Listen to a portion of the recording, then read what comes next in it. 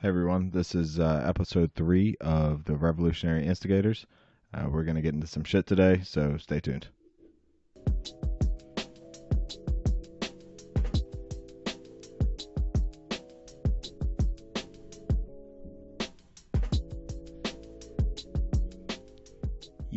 Yup.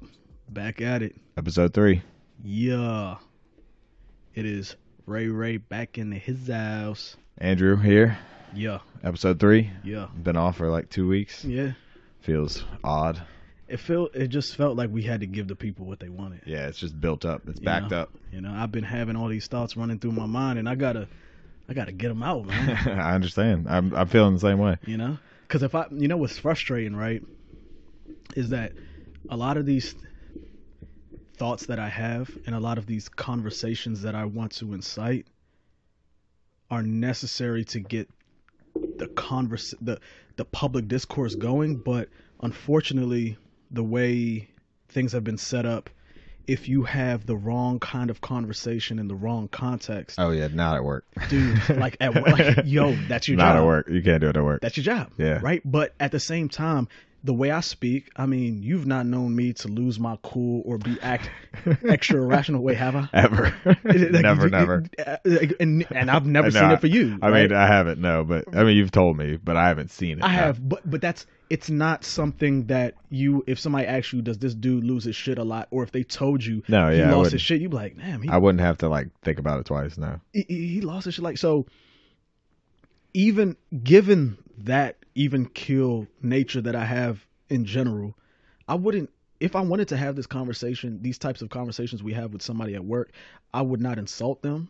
I would not try to incite violence or anything like that. I would just want to have these tough conversations to challenge people and say, okay, yeah, I get why you believe what you believe, but why do you believe it? And okay, here's where we differ.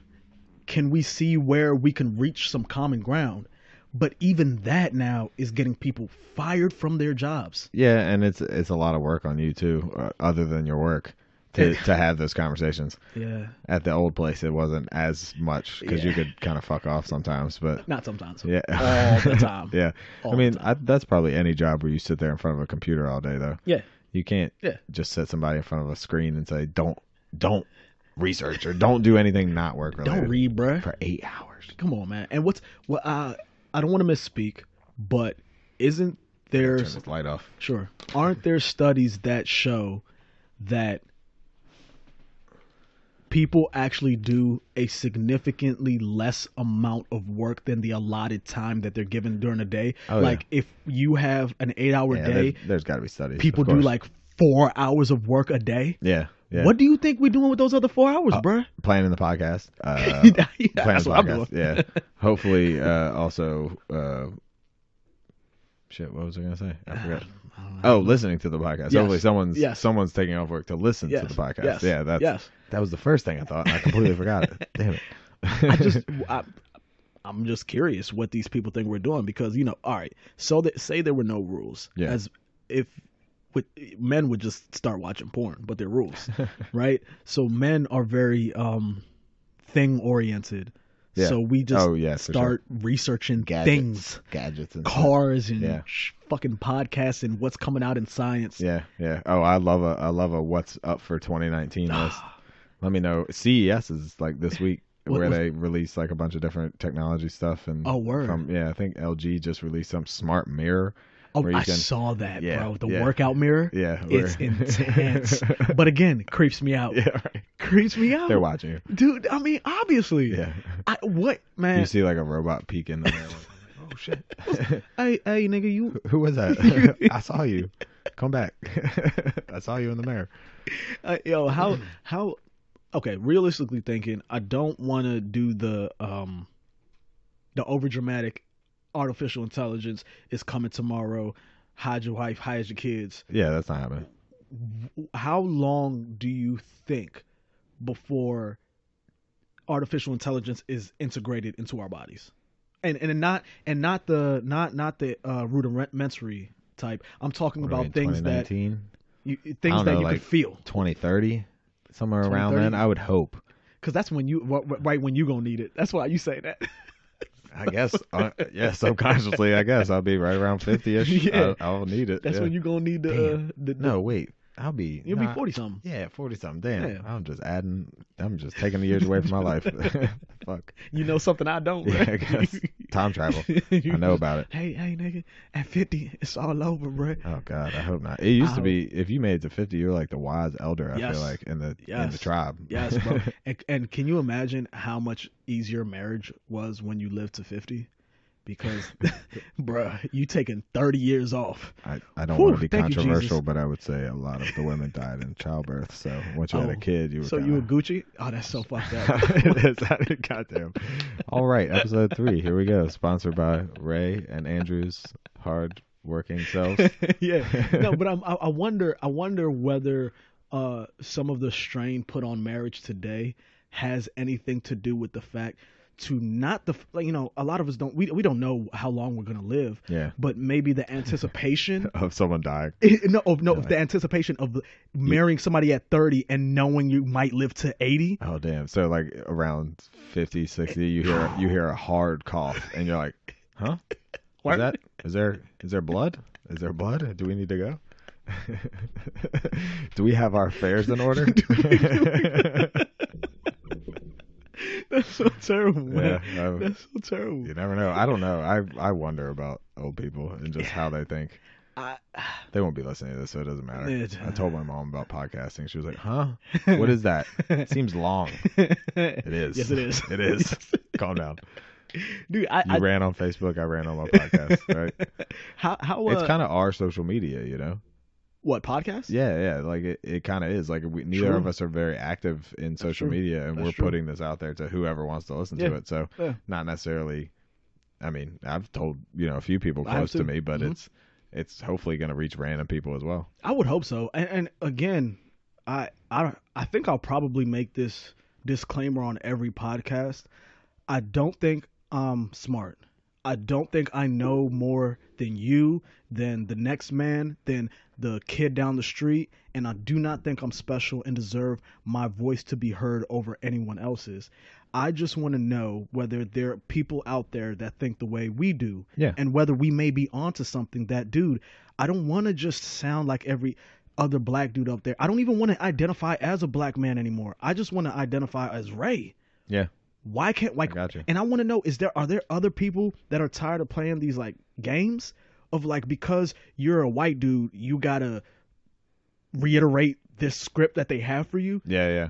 Are there other people out there that have nuanced thoughts and ideas like you do? Like, Oh, that's yeah, all sure. I'm trying to do this Yeah, for. because I mean, hey, just commenting on that, as a white male, I have to just, sometimes I feel uncomfortable based on what I think other people Mm-hmm. are feeling about me, and I'm making them uncomfortable just because I'm there. And it's like, oh shit, well, hopefully that's not happening. But I don't know if anyone else actually puts the thought into that. I Right. don't think they do. I don't think they do. I don't Some think people, anybody. I'm sure they do. But. Sure. But those are the people who I wouldn't give a fuck about anyway. Yeah, empathy's not like high on a lot of people's lists, but I feel like it is for me. But more so, just empathy is more just trying to understand people as well. Not it doesn't have to be that you're doing it in it doesn't have to be a nice person that you have empathy for. It's you're true. just putting yourself in someone else's shoes to try to see what it's like to live in their life. Right, and you would hope that that's the modus operandi of most people. Yeah. That most people would say to themselves, that is another thinking, feeling, breathing human being, and there's no experience on Earth that is unique to one human being. Yeah. I don't care. Black. You could be the first. You could be the first. Yes. Well, now, I mean, at this point, could maybe you? not. I don't know. At the year one, maybe. I don't. There's gonna be some stuff we do when the robot legs come in. I mean, I get First person to jump 20 feet in the air. That's gonna happen. That's gonna be a new feeling. That's gonna be but, happening. but Might not be a black guy. That was controversial, but it might no, not be. It will be. Hey, robot legs. You know what I was. Are robot legs gonna be like that? The black guy's robot legs are gonna be better. No, because here's the thing: black people are still gonna be biologically black people. Yeah, So true. you add add robot legs to LeBron. And it probably will have some like tie-in biologically. Obviously, it'll be like seamless somehow. You won't even be able to tell where it ends No. and where the real shit begins. I was thinking the other day, people get very upset about or not upset, but they think that technology is going to even the playing field. And I like to give this analogy. I'm like, okay, so say you gave me robot legs and you gave LeBron robot legs, will I all of a sudden be able to compete with LeBron? No. LeBron is gonna be robot LeBron, and I'm just gonna be robot me. He's still gonna dunk on my face, bro. Yeah, I It's got not one gonna too. change. If you give me a brand new piece of technology, a phone, say, and you give it to a 70-year-old person or older, I think I'm going to be better at using that. It's not going to even the playing field just because we both have some piece of technology. Agreed. People are going to be better at using it, just more talented in their brain, even in how to operate it. Yeah, technology will certainly, like it has done thus far, make a lot of people's lives much better. Like, here's a kind of hard conversation to have. Take, for example, the people who work in these iPhone factories in China, right? Yeah. That is not a job that I would want to Definitely do, not. right? No. But They have suicide nets around the building. true, but have you thought about this? They have jobs that they otherwise wouldn't. No, yeah, I mean, if they didn't have that job, they would just be on the street. Yep. Maybe not. Maybe they are on the street. It's but an income. And It's I'm something, not yeah. justifying the way they're treated No, and but- all of it, yeah. but I'm saying that it is giving people money who otherwise wouldn't be given any money. I think I had this not argument. I think I had this conversation about prostitution the other day. How it's like, it's not really bad. Like it's literally like, I'm pro whatever you want to do with your body, do it. It's your only one. Don't give a shit. Nobody else should be able to tell you what to do. Yeah. If you want to have sex and have people pay for it, do that shit. If you want to have an abortion, do that shit. There's get a tattoo. Less intense version of what I just said. Do it. But it's the oldest profession, and it's not like it's viewed as a negative thing, but it's like, whatever you want to do and whatever you're good at, that's who am I to tell you otherwise, right? Who am I to If say? that's your job, do your job. And do it well. If you're good at it, Do it Hey. well. And you might be called an escort. you You're good might, at it. if you I think that's excel at it. There's an argument to be made that if prostitution was just made universally legal, it could actually help with a lot of these incels, right? Oh, These yeah, those guys, because here's what it does. When you say that, so these guys who cannot sleep with a woman on their own accord, right? They need a just class can't. or something. Yeah, and I'm sure. I'm could sure. teach a class. Now, I guarantee you, not all of these guys are ugly. It's just a mindset thing. Yeah, you right? just gotta be confident in yourself, and that's kind of mostly what I would assume a lot of these guys lack is self-confidence. That's pretty much it. First. I will agree, but there's an argument to be made that if you made prostitution legal, instead of these incel guys going, I can't sleep with a woman on my own accord, and I can't pay for a woman to sleep with her because of how society looks at me and how I'll think about myself. So there's no point to turn. If you take away the stigma of prostitution, then this man who otherwise would be like, oh, I have nowhere to turn, let me just go kill random people because no woman will sleep with me, those involuntary celibates, then he goes, oh, well, I can sleep with a prostitute. Okay, damn, I can't get a woman on my own accord. Damn, that really sucks. Well, I can sleep with this prostitute, and it's still sex. Yeah. And if you take it's only illegal in what, Nevada? I think so. Yeah. If you take the stigma away, that's really what makes it bad. Because, and I know people don't want to hear this argument, and there are many nuanced ways in which you can argue against it, but you technically pay for sex all the time. In your own ways. Yeah. I mean, dude, you're buying a woman to drink at the bar for what? Yeah. You're taking her out to dinner and spending for what? It continues. The forever. expectation is there. Now you're not Never stops. right. You're not now. It's not a day. It's an indirect change of cash, not direct change. It's really of cash. It's everybody's doing these transactions all the time. It's just like relationship transactions. It's the same thing. And some people are focused on the right things and some on the wrong things, and it's I don't know. It's everybody has those though, and it continues for the rest of your life. However, I don't know how you do it when you're 70 and older, but probably same thing. You're just changing dentures. I don't know, but you. Is that a cough? You about to go? Let's get it in one more time. You know what I'm saying? Old people sex. It's just nobody so likes that. So flabby. Nobody likes that. That's so messed up. That's so messed up, dude. Damn. That's the only segment of the population you can get away with just trashing is old people. just Yeah. shit on old people. Yeah, I we mean, do that a lot, especially in this society. I mean, that kind of brings me to one of the things I wanted to talk about. Okay. I can kind of mesh together the first two Let's that I explore. brought up. So, that they're, oh, I don't want to be like is that called oldest? I'm an oldest. Is that what they're calling I have it now? parents. They're still alive. They're Yeah, old. I love them. Yeah, I Love like my my pa- parents. I love my I love them, I parents. guess. Come Yeah. I don't hate them. Yeah, but older. I feel like just over the holidays, I was able to kind of realize that older people, and I've known this before, but they're kind of used to being told the truth based on how they gathered information when they were kind of coming up, how they were doing it their whole life before the internet and all these notifications on your phone told you, that Donald Trump said some wild shit today, which I'll talk about later. Yeah. But I mean, just the fact that they think everything that they're being told is upfront and true, it makes them vulnerable to a lot of lies nowadays. Right. Maybe back in the day, like, you kind of had to trust individuals. Like, you told me, like, today is Tuesday, and I didn't have, I just woke up.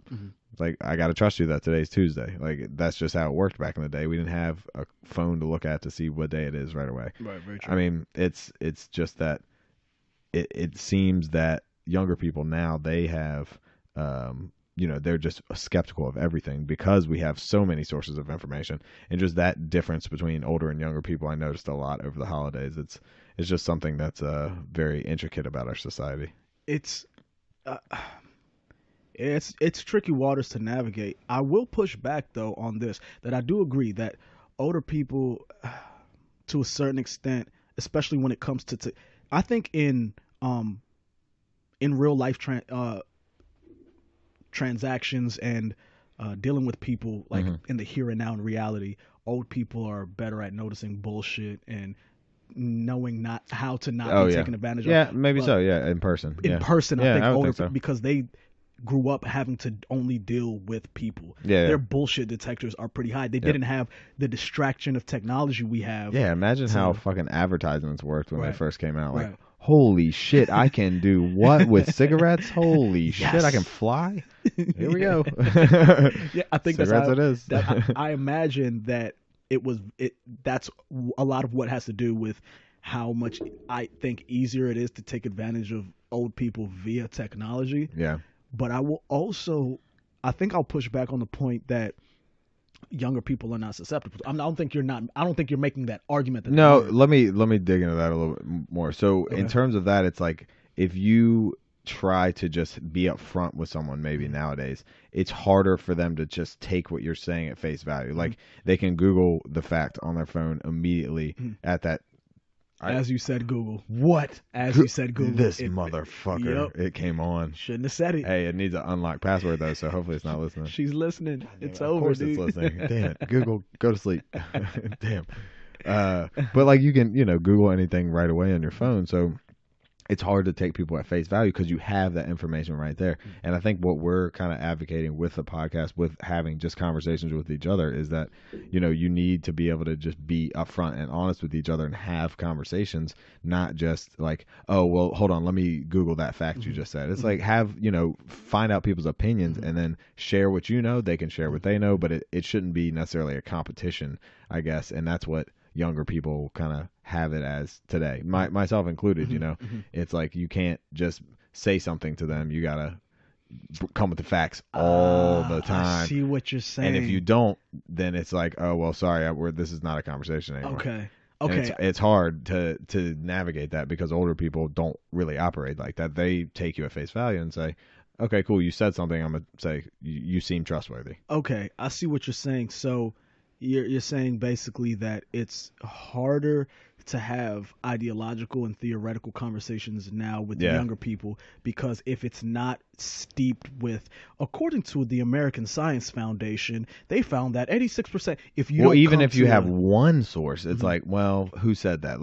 But how about this one over here? And that's also why older people feel overwhelmed by that. So that term fake news came about, because it's like, oh shit, it's too much, so it's all got to be fake. And it's like, just do your research, just look into who wrote it, and read who the author of the article is or whatever. But it's weird on both sides, because I almost feel that I'm not part of the younger generation, or definitely not the older generation. So it's kind of like we grew up and we know how the technology all works, and we're just watching from the outside as yeah. And I backed away from all social media when I saw it going down. I was like, I'm shit, out. no. We got out at the same time, It was bro. like probably there were like a couple guys at Pompeii before that volcano exploded, and they were like, dude, it's been doing this shit for a while. They're like, it always does that every year, and they're like, now we're leaving, and they're the only ones that got out probably. the last two Pomeranians. Is that what you call them? Yeah, the Pomeranians from Pompeii. That's what they're called. Facts, bro. But that kind of also brings me to the other part that I was going to bring up, just about how some individuals are focused on details, which I find myself to be a more detail oriented person. I like to dig into things. I don't like surface level at all. But there's other people, and this goes young, old, whoever, that like, just tell me a little bit and then I'm good to go from there. So it's kind of the same thing, younger people want the facts, dig, and then older people kind of just want the surface level. But it's odd because those people, that only want surface would say you're missing the forest for the trees, that saying. So you're missing the beautiful picture based on not, just looking too deep in it. But I would say that the unique details of people and things and places are actually kind of what makes them beautiful as well. Yeah. I can't agree with anything you just said. I will give an analogy, and I'm going to do a poor job of reiterating this. Awesome. I'm going to do a very poor job. Ready. But I think it kind of relates to what you're trying to say. And I read somewhere that you should think of your knowledge like this. You are standing in a clearing that's only a few inches wide in a diameter. And outside of that diameter, small diameter that you're standing in, is a bunch of trees. And that tree, so inside that, that's what you know. The trees and the forest that surround you is what you don't know. Okay. Now, the more you know, the larger that clearing gets. The larger that clearing gets. And the paradox of intelligence is that the larger your intelligence, the more you know, the more you realized you don't know. But here's where it gets interesting. Okay. This is where they took it a step further. Now, there's now also more distance between what you know and the extent and getting to where you don't know. Yeah, it's like the expanding universe. It keeps getting bigger and bigger and bigger the further out it goes. Right. So before, in order to step and find something you didn't know, it just took moving your foot out in front of you. I get you. Then as you get smarter because you know so much, it's harder to find things you don't know. Yeah. Gotcha. And you can get lost in that paradox of thinking you know everything. And I am so susceptible to that. Fuck yeah. All the time. Yep. I'll stumble upon new theories and I'm like, nigga, I'm good. I'm good. I know it all. You dumb motherfuckers sit over there. Yep. I'll come over here. And I have to be very careful of feeling that I'm so right. Like take, for example, with my belief that identity politics is all bullshit and people are just idiots. And if you play any type of identity politics, I just think I agree, I guess. I just a lot of idiots. I just think okay, in order to play identity politics, you have to be some level of smart, right? But I think I don't even have to say I think. There are levels. You're saying, I know what you're saying by identity politics. I don't know if you have to be smart. You have to be smart. To a degree. To a degree. You have to be able to have a conversation. You have to have some intelligent way. Yes, you have to have. That doesn't make you intelligent. Yes, you have to be able to draw within the lines. Which takes skill, right? It takes. I have so many controversial things. Not like comebacks, just like comments I could have said about people not coloring the line. Bad. Let's go. But you see what I'm saying, right? Yeah. Where if to draw inside the lines, I have to have some modicum of self-control, some sort of general intelligence in order to do that. But then to draw a picture of my own, to step outside of that and replicate something, but with my own twist, takes a way more further degree of difficulty, right? More, yeah. And that's how I think people who play identity politics are, that you have to be somewhat intelligent to regurgitate all of these things that you're hearing. I always wonder what the fuck is the point? Like, what are they? I don't know what the goal is, man. I feel tired for them. That's the best. I have not. Yes. You just said I do, my and feelings. it's almost like why social media fell off for me. Uh-huh. It's just like I can't. I can't. What's do your it. cause? I just like the regular causes, like Yeah. people starving, Yeah. people The- need shelter, like the regular stuff, you know. Not, you know, it's like those are the Yeah. detail oriented people. Yes. They get granular. It's like Mhm. there's problems, but it's like hold up, let me get super deep. Yup. This is my problem, Yeah. and I am a male that identifies as female Yeah. and sometimes identifies as a tiger as well. How? And how are people sitting here? How you heard about the dude in Britain who said he feels like an 80-pound like fighter or something, and because he feels that way, His weight doesn't matter. It has something to do with his gravity identity or something. It was like you can't. It's not. It's how he feels, not how much the scale says. It's just like, God damn it, man. And you know, having done psychedelics and things of that nature, I'm like, dude. damn, these people are getting into the deep like recesses of their mind, and Yeah. maybe they're seeing like they're experiencing things that other people just aren't. Could be. And I want to feel that, but it's Could the be. same thing when I talk about tripping on shrooms. Like Yeah. if you haven't done it, you're not gonna fucking know what I'm talking Yeah. about. It's and I always what's the saying? Always give the devil his due. Right? Yeah, that sounds like a so thing. always try to see and when I imagine that if I was to have this conversation on a larger scale, that people will call me an Uncle Tom, they will call me a traitor, like you're not really black, you're an Oreo. I know every insult that would be leveled against me, but I think the only reason that that they would resort to those insults is because you can't say you are a privileged white male, because how does that argument work against me? The system is holding you back. Well, I'm all right. So how does that argument work against me? So they would have no choice but to resort to name calling and surface level. calling me a bigot, right? Yeah.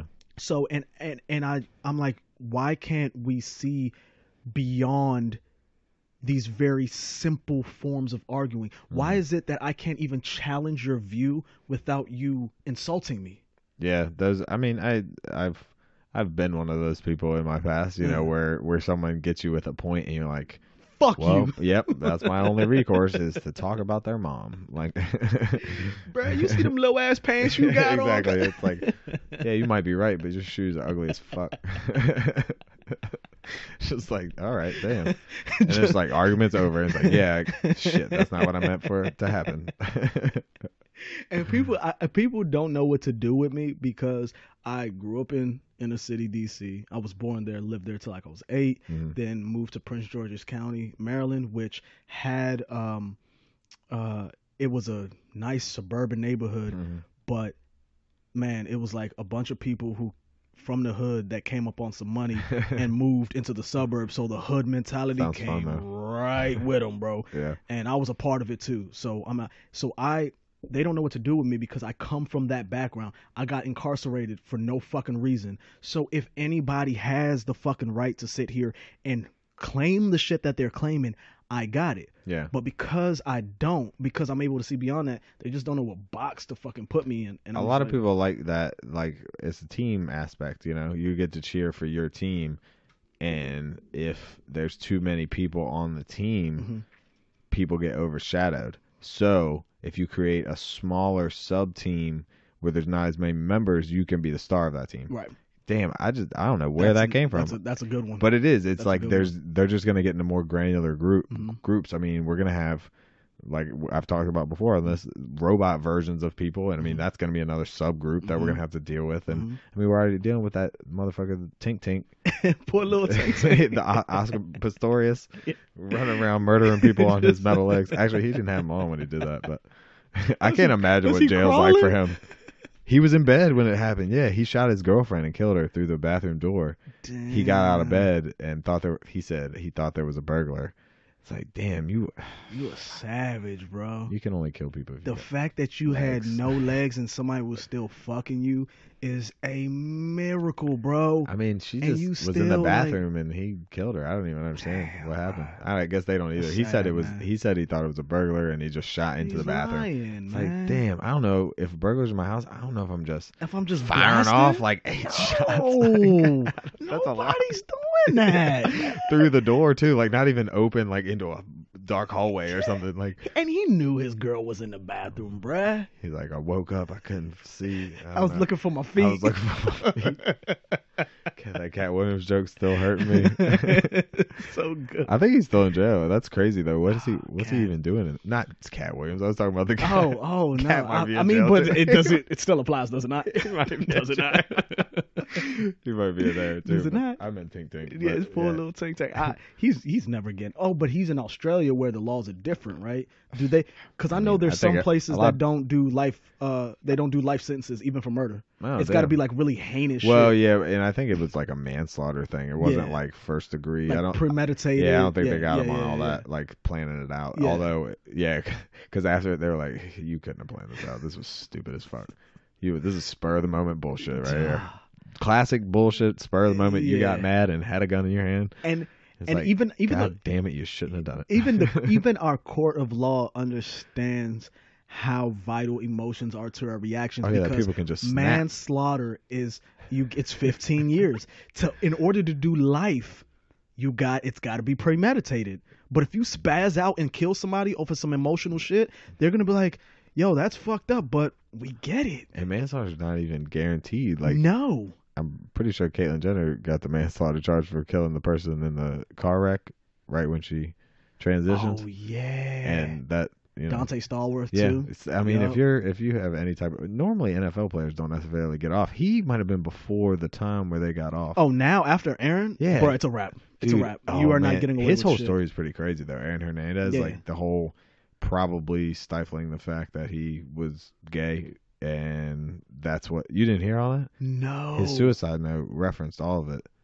That he was stifled, and the reason he killed himself is because the charges were dropped because there's nobody to charge anymore. Therefore, his retirement money goes to his daughter and his wife. Yeah, so his NFL money was reinstated, so they get it now. So if the charges were But they're dropped- also saying it had a lot to do with CTE as well, you know. So if the charges were dropped because he killed himself. Yeah, exactly. Okay. Yeah, because there's no one to prosecute. Yeah, now. but not the charges were dropped because he No, was no. found innocent. No, fuck no. Okay, He okay. definitely did it. Yeah, he But I was mean, a it's like you can't cold-blooded you killer, can't bro. go forward with a trial if there's nobody to charge. So Let me ask you something.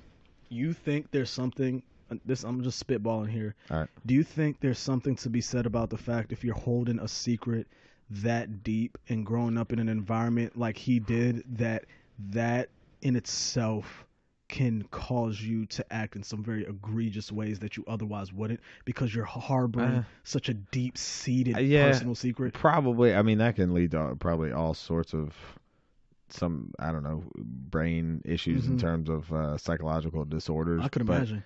Yeah, I mean, because I'm just thinking about the two people that I know that are trans now that are, well, I guess are they always trans? I don't know how that timeline works, but you know, they have come out as trans and how they had to live with it their entire lives, feeling like they were in the wrong body type thing. So I mean, it's maybe the same type of thing. I don't know how it works in everybody's head because I mean, shit, I'm in therapy right now because I have fucking panic attacks. And it's like, I do too. oh shit, well, everybody's got something, and even kind of before that, I felt the same way. But now, even more that I'm doing it, I'm like, oh god. I get in the waiting room. I'm like, everybody here got something. Everybody. Everybody got a brain. You got to figure that shit out. Everybody got a different one too. And it's hard. I don't know why we treat our brain as the one thing that we don't make a concerted effort to. We know. Exercise, keep your body fit. Yeah. Eat right, keep your body right. Sleep. That's also for your mind and your body. But we I gotta don't get more get of that shit. Oh, for sure. But we don't get granular enough to say to ourselves that, hey, your mind is a constant muscle that you need to work out on a daily basis. Yeah, I mean that's just reading more in 2019 is like that's my resolution, I guess. Me too. But I mean it's and it's weird because I was like going through my head on New Year's how many books I read, and I can't count them all. I don't remember them all, but I'm just like, oh, I got through actually a bunch of books this year. Like thinking about it, I was like, oh, I read more than I thought. And just each one of those, I feel like I could probably pull something out of just right now. And spout off about it like fucking random heavens on earth and fucking tribes and goddamn The Thoughts of Man written in 1912 or whatever that book was you made me buy. Yeah. What was that book called? It was written long as fucking time. It's as like 12 as a pages. man thinketh. Yes, bro. Back when they said thinketh. Yes. That's how old The it best, is. hands down, and many famous people. It's just sitting in my bathroom just in case someone has to go in there and they happen to read it. That's literally why I left it in there, because I already read it. You might change somebody's life, because my mom gave it to me. It changed my life. The guy I gave the book to, the first guy I gave the book to, said it changed his life. And everybody I know, because there are a lot of famous people who have tweeted and talked about the book. Everybody I know who has read that book and literally given themselves to it, it has significantly changed their mind, because it's a mind-altering book. It is, for sure, and it is the opposite of the book The Secret, I feel like. It's the antithesis of The Secret. Because I read that based on a previous relationship that I was in, and I could have told you to get out of that shit. Yep, probably should have known. I didn't know about The Secret at the time, so now I fucking know. I read The Secret, it was like, okay, I'm gonna envision my parking spot up front and see if it appears. It's like 1 out of 10 times, you got the parking spot. It's not enough for me. Yeah, but it's like the opposite of it. So that's what I love about it. It literally is just like you are the director of your destiny, basically. Self-responsibility. Do what you got to do to get shit done. Whatever that is for you. Don't live up to other people's expectations. Have expectations for yourself and live up to those. I remember that was the beginning of my eventual transitioning to be a more conservative type thinker. Because before that, I played into the identity politics huge, man. Oh, I have a big thing for you on this, but keep going. Sorry. Okay, no, yeah. So before that, I was like, the reason I haven't got exactly what I wanted is because of being a black dude. It's the system. It's the man. And then I got my hands on this book, and I bought into it. And like you said, the book stressed, change your mind and you will change your circumstances. So at this point, I was pretty down and out. I had just gone through that wrongful arrest. So I mean, I was like in the shits. So I was like, dude, I'm willing to try anything. So I dove into this book and gave it a legitimate try.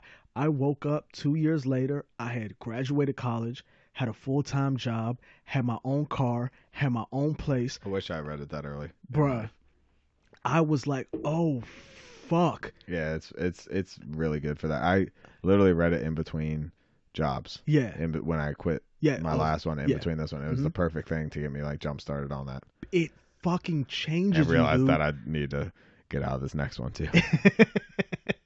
Dude, and it's unfortunate, right? Because I work at a job right now with great people, great environment, but I still feel trapped. In a way, I still feel, and I don't ever want to talk in a way that tries to sound like you're trapped by the money. Yeah, that's what it is. Yeah. You're trapped in a job you dislike for money you love. Yeah, there's no job. If a job isn't this, if it isn't researching, if it's not philosophizing and sharing thoughts and conversations and getting to know people and traveling the world and getting to experience different things, if my job doesn't involve that, I'm never going to be happy. Yeah, no, right? I completely understand. Yep. It's unfortunate that no job really affords me that privilege. And the jobs that do are in extremely high demand, and the best of the best get it. And I'm not the best of the best. Yeah, but those are also opportunities you can create for yourself as which is why we're doing this. Thinketh has, yes, exactly, yeah. But has taught us that book from 1900, and the man was just sitting in a log cabin by himself. And that's how you know it's legit. That's how you know. He used no sources but his own brain. And you're like, oh shit, thoughts. I got a brain? That's legit. I think I could do it. That's legit. Yeah, I think I could do it, dude. But no, I mean, I would strongly encourage that anybody, and it's probably like $5 online. Anybody who can get their hands on that book. Yeah, it's cheap as shit. It's only like, seriously is like 40 pages. It's nothing. Maybe. Yeah. But it forces you, especially, I want to direct this, to minorities, women, and people who tend to see themselves as victims. I want to direct this to them because people who have been encouraged by liberals and leftists to always see themselves as victims, this book will it will force you to be like, what if I'm not a victim? What if I have complete control over my life? and it is fundamentally up to me to change my circumstances. Yeah, that would. I mean, like we were talking about earlier, we both read Tribe, and it talks about veterans a lot, you know, and how they feel coming home from wars. And I mean, it could even have kind of a profound effect on them in some sense, because at least according to what they say in that book, Tribe, it has PTSD has a lot to do with, you know, your surroundings when you come home and integrating back into society, but it also has a lot to do with wanting to get help and not feeling, basically not thinking that this thing is with you forever. You know, making sure that you're responsible for yourself and thinking you can get out of this, you can overcome, you know, hardships, basically. Yeah, because even though I think that having a therapist is good and that having a support system is good, those are just those are the peripheral things that you need, but the source is still going to be yourself. Now, you can have the best therapist in the world, the best family, the best girlfriend, the best brother, the best, I don't care. But if you do not come to that understanding from within, none of that stuff is going to matter. Yeah. Those things are good at assisting someone who's already on the right path. Yeah, definitely. I mean, and that's kind of what I get out of therapy, is almost when it takes like 30 minutes to an hour, but I'm just still thinking about shit, and I'm just like, oh shit, it applies to that.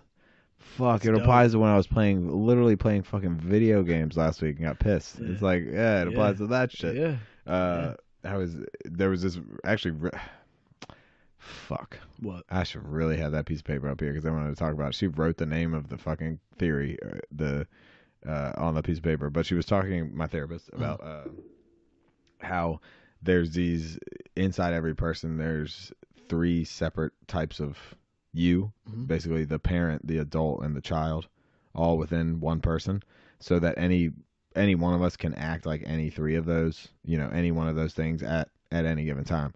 So, because I was talking a lot about going home for the holidays and how, you know, my mom just, you know, it doesn't matter what you say. She's just like, she's going to say whatever she's going to say, and it's because she's your mom. And that's literally her reason. It's because I'm your mom. And it's just like, that's obviously her being a parent and viewing me as the child. And then I was telling her how, like, you know, we get in the car afterwards and me and Lydia talk about everything. It's me like venting, and she's like, well, those are 2 adults having a conversation, like adult and adult.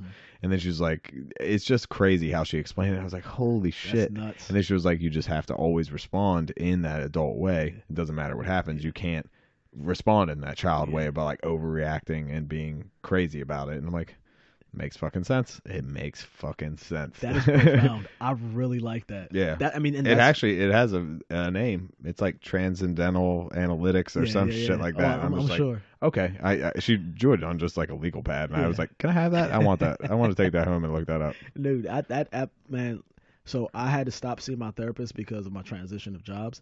But okay. I just got my health insurance kicked in on the 1st. Okay, nice. So I'm about to find another physician that's under my company's coverage. Nice. But dude, I mean, like I said, I rave about it, man. And Sam Harris, the guy I listen to, he has this Waking Up podcast. Yeah. But now he heard has an episode, or actually just one. But yeah. For one. He's a neuroscientist, so he's really big and has studied and spent a lot of time on meditation. And he has a meditation app that I can 100% vouch for. This guy knows. What's it called? It's Waking Up. You used the app? Yeah, I got the app on my phone. It's pretty. You've done the meditation. It's pretty awesome. There's one I was trying to use and I never got into it. I need to fucking get into meditation. I actually forwarded it to you via email. Oh, did you? Yeah, I didn't. I should have texted you. It's probably in my social or promotions box on Gmail. I hate that. That box is like 500 emails. I'm like, how am I going to go through this? Yeah, it's always like Under Armour has a sale. I'm like, oh fuck. I'm gonna click on that one. Yeah, let me buy that one. Son of a bitch. Got me Under again. Armour has my heart, man. But yeah, man, I don't like to sound like one of those hippie individuals who's always talking about mindfulness and dude, it's in the most practical way I can talk about it. Working on your mind it's more important than working on your body. Yeah, it definitely is. It is the most we're doing it right now. Thing you can do. Doing it right now. This is Brain's doing push-ups. Like a it might sound like bullshit, but it's doing push-ups. This is what it looks like, Doing folks. Sounds like. some fat boy sit-ups, baby. Let's get it. Now, I just, again, I'm speaking from a personal experience. I'm speaking from the experience as an individual who, at one point in their life, looked like they were going to be working at McDonald's and living with their parents for the rest of their lives. My life was, I was on that road. My car was in 80 degrees. Yeah. I mean, 80 degrees, 80 miles per hour going down on the highway down that path. And I was looking around me and I looked like I was driving through fucking Nevada. There was nothing for miles, dude. Yeah. I was on that path. And I'm saying, as that individual, the one thing I did that completely altered the course of my life was changing the way I thought. I started from within, and everything I wanted without just naturally came with it. I've tried the mode of trying to change my outside circumstances by brute force. It has never worked. Yeah, it's never worked for me. Not a great choice in trying to change your outlook. It has absolutely never worked. The only thing I know that worked was meditation, writing my thoughts down, working and acknowledge.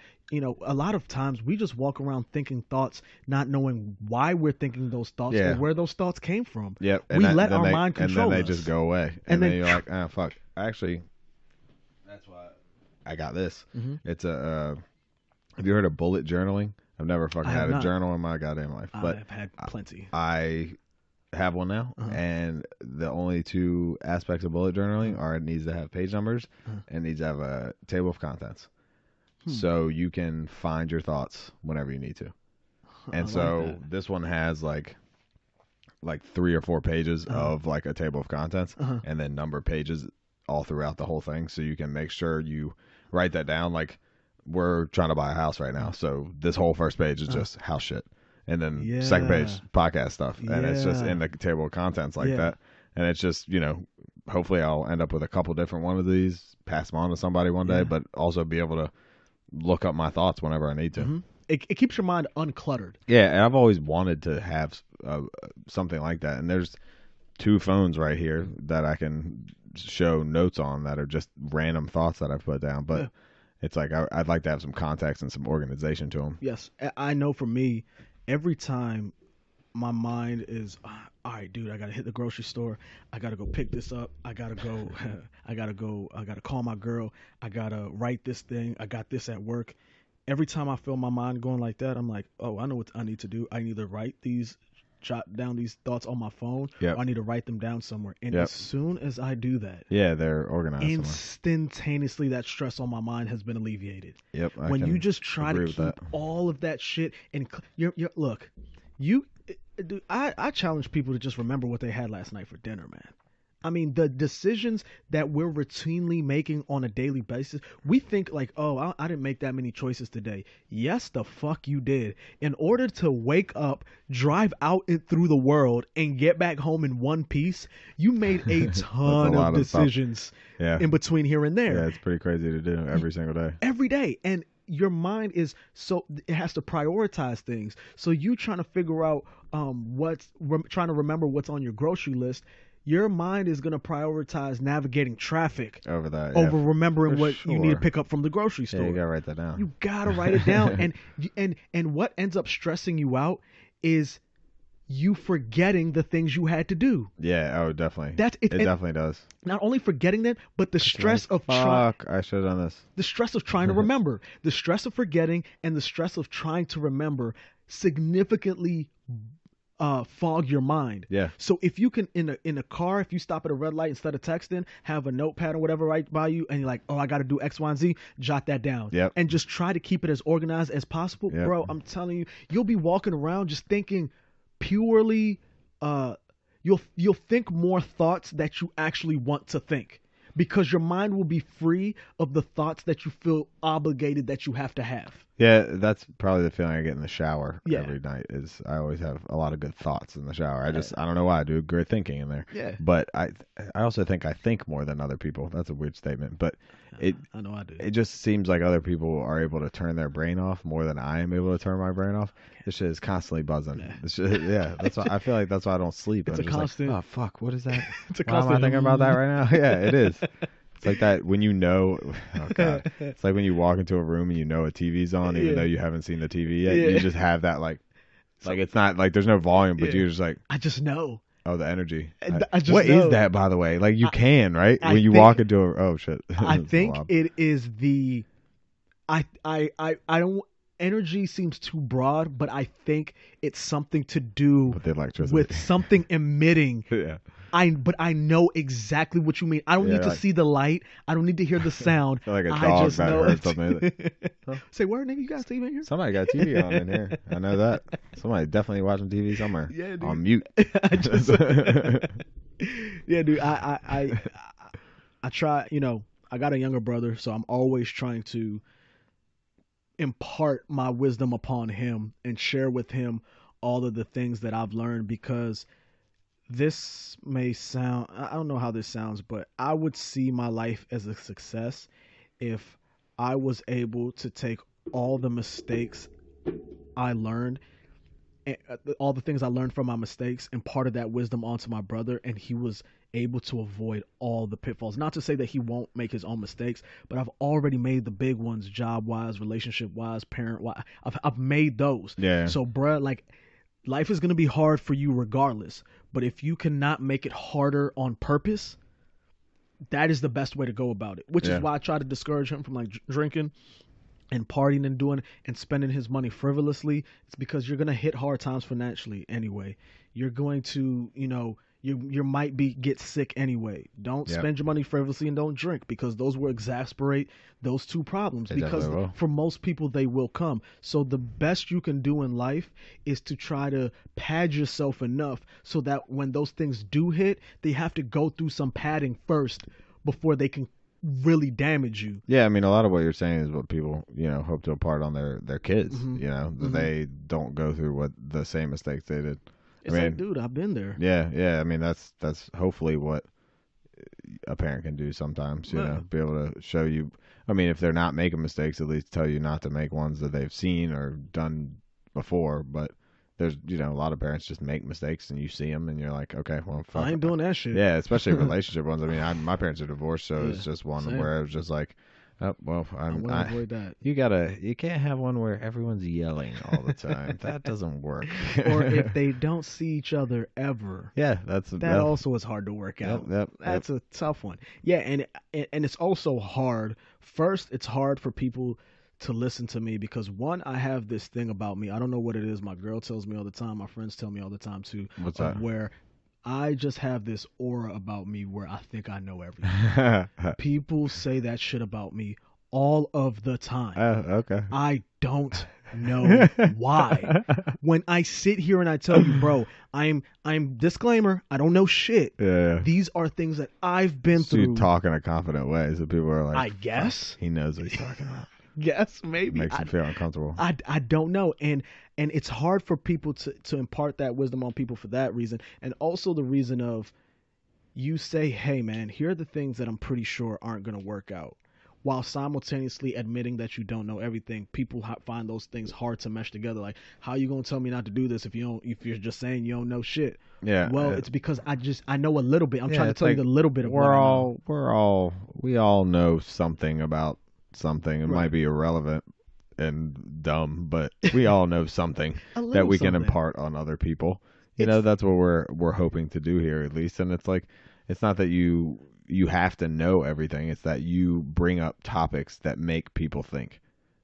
That could be It's hard for people to get out of their norm Mm-hmm. and get below the surface level. It's, if you want to get below the surface level, that requires extra thought, harder work, probably more calories. It burns more calories. probably does. Just thinking more. Which is why people go, when you bring up hard conversations, people go, that's probably their brain, like, literally. Here it goes. Ramp it up. Ramp it up. We need more calories. He said 2 + 2. No, I mean, that's not a lot over the holidays. Yeah. It's like, because I don't see these people often. Just like I'm sure you don't see your family all that often. I mean, yours are more local than mine, I guess. But it's, I want to talk to them about certain things I don't get to talk to them in person about, and it's just like, oh, can't bring that up. Yeah. Here comes the argument.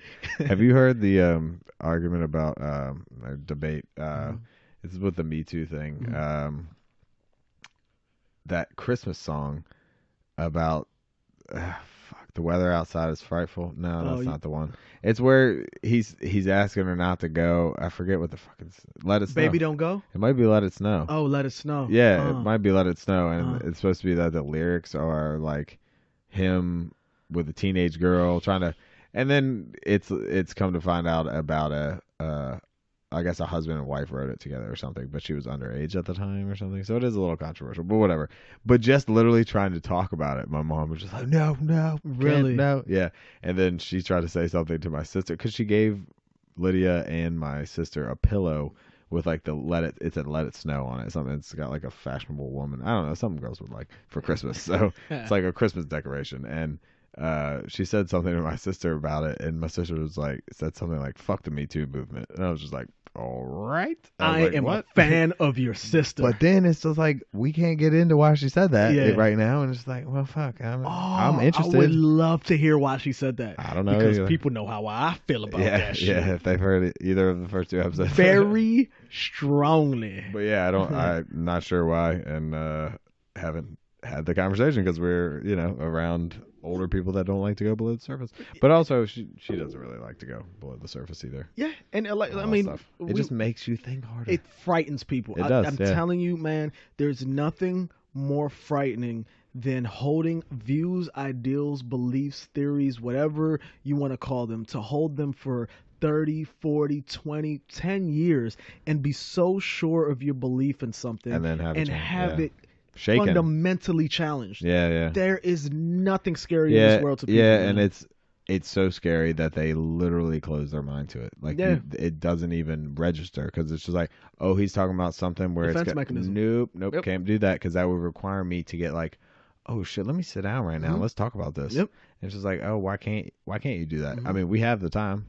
We have the time. We can explore it, and we can figure out whether because I might be wrong. For all I know, all the things that you think and believe about this thing are exactly the things I needed to hear in order to change my mind. Yep. But if you scream me down, if you refuse to have that honest conversation, then we can never have that exploratory thing where both of us, people grow stronger together like that. People learn the most they can learn about people that way. I have never left a conversation of this type upset or I've never left like you can feel challenged, but of course. But it's just more like I need to dig deeper now. I need to figure out why I feel like this about that topic. I've never felt it made my life worse or anything like that. I know what it is, and it's if you're too passionate about things when you try to talk to the people about it, like if you're come back to someone saying something, like if you want to change a fundamental belief or whatever, if you want to try to get into a topic like that, if you are too passionate about your comeback, it's over. Yeah. Like it just stops. Yeah. And it's almost like I get the same way. Like if somebody if it's an argument, or I mean it can go from debate to argument kind of quick, but if it's just like it ends in like someone yelling something, it's just like, all right, well, this is probably over. I don't feel like getting to that point.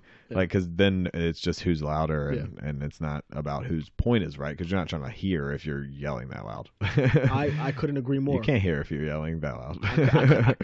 And I think that we're all susceptible to it too. When you feel very strongly about something, to get, like you said, get passionate, and with passion comes emotion. With emotion comes an inflection in tone, so people can think you're yelling at them when you're really not. When you're just extremely passionate about something. Yep. And what I have to me all the time. Oh, all the time. And you know what I have learned to do?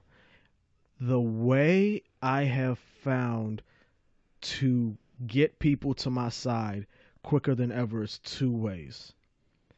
Always agree with them, say I agree, and say I understand where you're coming from, and then the next thing, ask them questions. Never state your own opinion. Exactly, yeah. Ask them questions that you know the only logical explanation is your stance. Yeah, to come back to you. That's the only, and so when they come there to their own, which they will. Yep. And they feel like they've gotten there on their own, you can keep agreeing with them, and then they will start reaffirming beliefs that are yours that they didn't even necessarily have. They have changed their mind and they don't even know they have. And I wouldn't call it manipulation, because people who truly feel completely opposite of what you feel, even with that mode, they will kind of be naturally combative with it. Yeah, like definitely.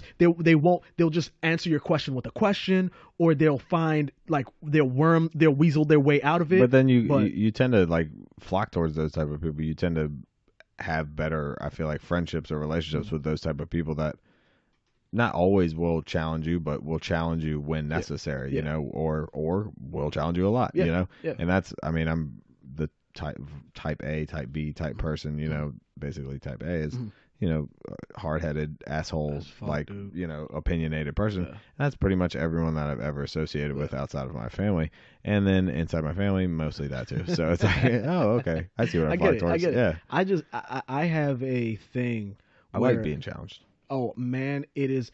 And, it's like a thrill. Ooh, bro, when I see, I feel what you're doing. Do you even? You're like, oh shit, there's the alley-oop. I gotta go. Dude, when I am challenged, and especially when I see it's a worthy adversary. Oh yeah. I'm like, oh yeah. What is it? I feel like there was some saying at the beginning of like Street Fighter or Mortal Kombat that they used to say. Oh, shit. I don't know, but it would just seem like that. I was just visiting that, like you and somebody else, just doing like the bounce back thing. Who's got the better comeback? Yeah. And dude, I enjoy that. My brother has this friend, man. Did you ever take like a debate class or anything? No, never. Yeah, I took one in college, and it was a disaster, but I loved every second of it. It was a very fun class because I just got to argue. I love it. It was fun. So I had the great privilege of having a dad who was an intellectual who argued with everyone about everything. Even when we would have a conversation and I knew he felt one way, and as soon as he ran into somebody who felt a different way, I mean, even if he ran into somebody who felt the exact same way, he would start arguing with them. Devil's advocate. And I'm like, dude, I know you don't feel that way, but he did it for the thrill of not only trying to change their minds, but trying to change his own. And empathizing, trying to see it from that other person's side is kind of what that means. Yeah. It's this new term that's been floating around. I don't know whether Eric Weinstein or Brett Weinstein or either one of them coined the phrase. It's called steel manning your argument instead of straw manning it. Okay. Trying to argue the opponent's point in order better than their own, so that way when you come back with your retort, you show that you have a full understanding of where they're coming from, so they can never make the argument that you don't understand where I'm coming from. Yeah, that makes sense. Because I've already given you a lengthy demonstration. I like that. And then you ask them too. You're constantly, do you believe this also? Okay, good. We've established it. Let's put that. Do you also believe this? Yes. Yep. Okay, good. Oh, you don't believe this? Okay, we'll take that out. That's my fault. And then you get to a point like, boom, I have tightly compacted everything that you said you believe. In a box. Now, let me destroy that shit. Right? If I can. And sometimes you may run into that and like, hey man, you guys make some very valid points. We just disagree on these two aspects right here. But I mean, I love debating. I think even though my dad ended up leaving, wasn't always the greatest dad. He tried as hard as he could though. I always give him the benefit of the doubt. We all try as he didn't fucking molest me. I didn't die. It was like I went to college. He encouraged that. So he was not a terrible human being. And what I appreciate about him the most was the fact that he was an intellectual. And instead of my dad talking to me and me and my brother like we were children, he would talk to us as if we were adults. So by the age of 8, I'm talking the way I'm talking now. Now my ideas weren't as fully formed. Right. But I was seeing an argument and saying, shit, how do I poke holes in that? From such a young, because my dad was intellectually challenging me for so young. I think I got that same thing from my father, because it's weird because he tries to say like, I mean, obviously he tries to give me advice, but when I came back from college, he was talking about how I tried to debate people and argue so much, and it's just like, man, that's what you do all the time. I got that from you, bro. That's what you're doing right now. I got that from you, and it has gotten me.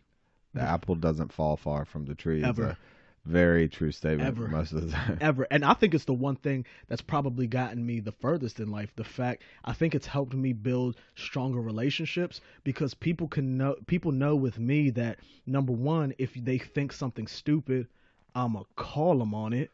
So who wants a friend who, if you have a stupid idea, is just gonna be like, oh no, that's good, and let you go out in the public with this dumb fucking idea Dude, and I not feel have the your same back, exact bro? way. I feel like if you're not armed with the right information, and I have the right information, and you're telling me the wrong I information, gotta say something. it's almost like my duty to do it. If I call you a friend, absolutely. Yeah. If it's just a random person, I shut my mouth Go ahead, because stupid. yeah, they don't put any faith in your opinion yet. You know, you have no relationship, but Right. yeah, I mean, it's hard to bite your tongue with people you do know for sure. Man, And that's why it's weird. Is it's like those closest to you, you feel like you have the ability to change their opinions, or not even change it. It's just like I'm giving you information you don't have. yeah, You should have it. yeah.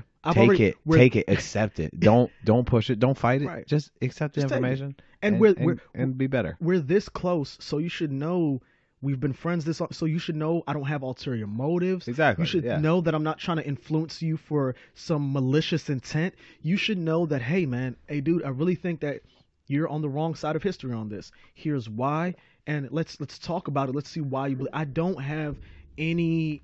I'm not trying to fuck with you. The fact that we're friends, that we're close, that you've known me this long, should already just rule out any type of speculation. Because if you thought I was any type of other person, we should not be friends in the first place. Of course. you know what I'm saying? So Very true.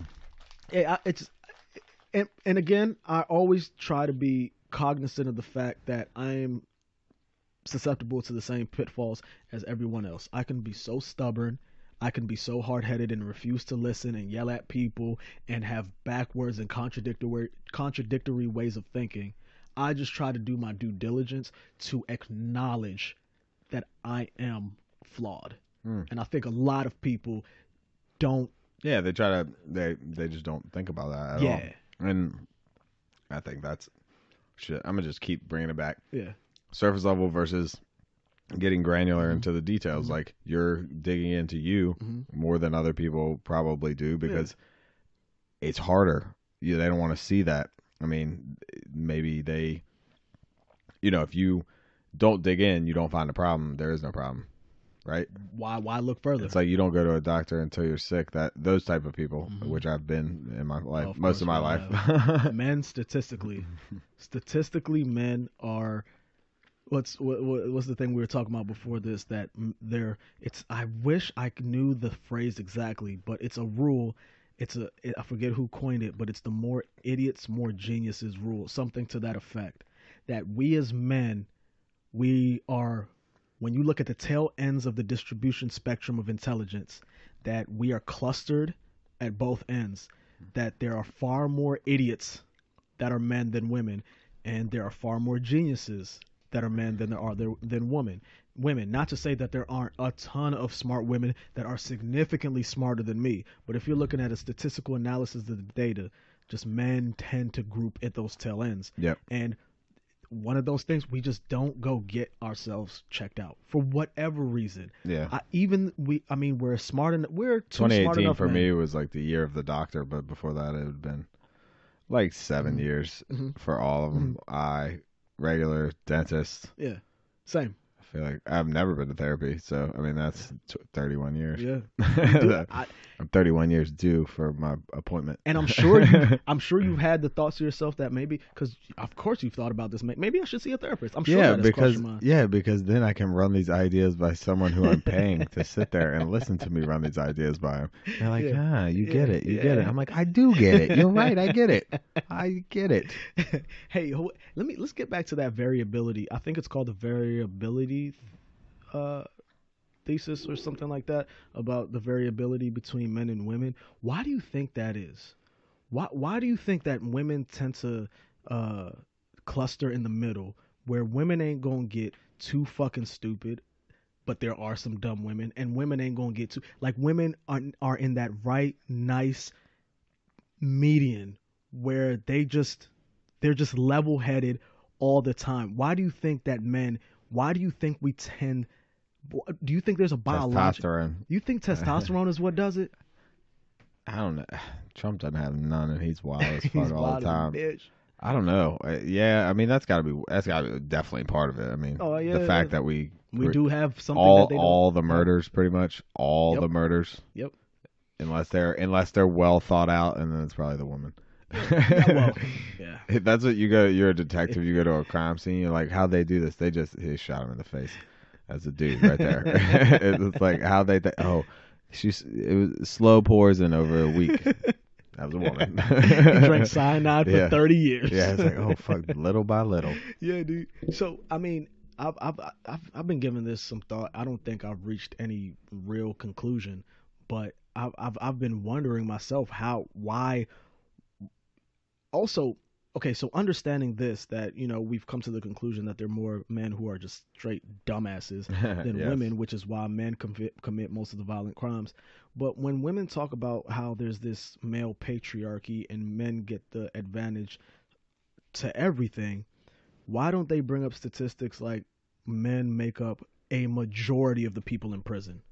And the people who are murdered, men make up a majority of those individuals. Yeah. So when we talk about the male patriarchy, why do you think it is that people ignore? Do you think it's simply because it doesn't support their argument?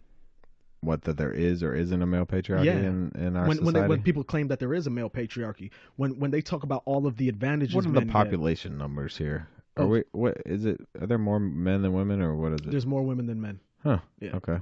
And that's worldwide. It's it's like 50 something. Yeah, we don't know how that's always been. Yeah. But I'll tell you that men not over history, but like worldwide right now. No, I understand. I'm just saying we don't know. So Uh-huh. I would say that just that book Tribe has me thinking about way back, but just back in times when maybe we'll say gender roles in their classic format first developed. Classic in terms of men are the ones that were kind of out doing things and women were having the children, but obviously the women in the tribes were going out doing the same thing sometimes as the men and equally contributing, but at a certain point, raising children, the men go out, get the food. It's kind of like it was set up that way from the beginning, just in terms of survival, and it developed into all right, I'll let you take this over. You probably have our best interest in mind, that a lot of men seem to have, like that people give them that, it's just easier to give that to men for some reason in society. I don't know why that is. And just look around. I mean, men have more, powerful positions normally, I would assume, in most companies than women most do you walks think of life. But do you think that's because because there is a system in place to put men there, or do you think that given men, I don't think we're that smart. Yeah, I was gonna. I don't think we're that smart that it's like this grand thing where it's like men. Let's make it all men. I don't think we're not that. Not even that we're not that smart. We're not that fucking organized as a group of humans. Yeah, we're just not. Like I just think that it has worked out that way. In our past, and how fucking recent is our past? Like how much time has really gone by since we've been here? 400 years. Yeah, in the grand scheme of things, right? It's a blip. It's like, what the fuck? Yeah. This shit is not old at all. Like Yeah. what was happening before then? I mean. I'm sure there were, these issues go all the way back, and it's like it's not something new that we can just all of a sudden figure out. It's just, base people's pay on if they qualify for the job, not necessarily if they're men or women, but if it's, there's going to be ones that women do better than men and men do better than women. Agree. And what do you think about the preference theory that statistically men tend to prefer, like we talked about earlier, men tend to prefer occupations that favor things, and women tend to favor occupations that favor people, and that the thing-oriented occupations tend to wield more money and power. But couldn't you make I make the argument that I think it's the market that predicts that. There's not people sitting there like, this person should make that much. No, we like TVs more than we like healthcare. Yeah, we like TVs more than we like each other. Exactly. That's kind of right? the gist of it. Yeah. So I'd rather pay for my TV than for you to get a therapist. Exactly. Right? Yeah. You know what I'm saying? Exactly. And I mean, the therapists, the teachers, the nurses, those that probably tend to be overly women. I don't know about therapists, but teachers and nurses have to be overly women. Therapists do. Okay. Psychologists. Yeah. Period. So it's just more like that. I mean, you're more suited for that job because that's just what you're suited for in that given moment. I don't know if it's how biological it necessarily is. Yeah, I think it's biological just because if you give toddlers, if you put a male toddler in a room and a female toddler in a room, the female would most of the time pick the toys that are dolls. Yeah, people oriented, and the boy will run after the trucks. And this is same in what were these monkeys they were testing? Chimpanzees or something like that, and they did it the same thing. So there's and if you know there if and it even things too, when you look closely at the gender pay gap, there's none. And there's 3 factors that can explain the gender pay gap. Number 1 is preference. Number 2 is hours worked. And number 3 is dangerous jobs. Yeah, I was gonna say difficult job, but yeah. So there's almost no women bricklayers. Yeah, I mean I did plumbing for a while, and we were on rooftops and using heavy equipment. And there were none. There's just none. Yeah, no. And there is a premium the more dangerous and dirty the job gets. But I guarantee when I was doing plumbing, I knew a shit ton of girls my age that were doing babysitting. There you go. That's just because it comes natural. There you go. Yeah, and it's like it shouldn't be a bad thing that certain sexes are suited for certain roles. And shit, I mean, if we get into trans issues, you know, hey, if you're a woman, if you say you're a woman, be a woman. Yeah. If you know, gender roles, go. You can do your gender roles. You can do men gender roles, whatever you want. I don't care. I don't care. I think we're moving too fast on that trans issue, and here's why. We can have women bricklayers though, if we do it that way. Right? I mean, according to them, laying bricks with a 5 o'clock shadow and some painted nails. According to them. But I think we're moving too fast on this trans issue, and just like most issues that we move too fast on without seriously considering, who is it going to hurt most? Women and children. Like, men aren't going to be really affected by it for the most part. So take, for example, I mean, it is when people were fighting this bathroom bill, it got so politicized that we refused to just look at what people were actually talking about. When you start to say that a person born a natal male can claim he's a woman, then have access to all of women's spaces. That is fucking dangerous. Yeah, it's weird.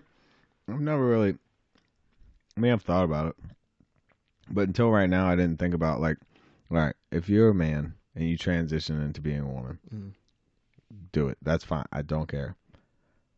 But I also don't give a shit, because you used to be a man, what your bathroom preference is. Yeah. For women, that, I don't know why, but I care a little more about their preference and privacy, even if they were to transition into a man. Sure, use the men's room. I don't care. That's up to you. Yeah. But man, you can just use the men's room still. Like, what the fuck?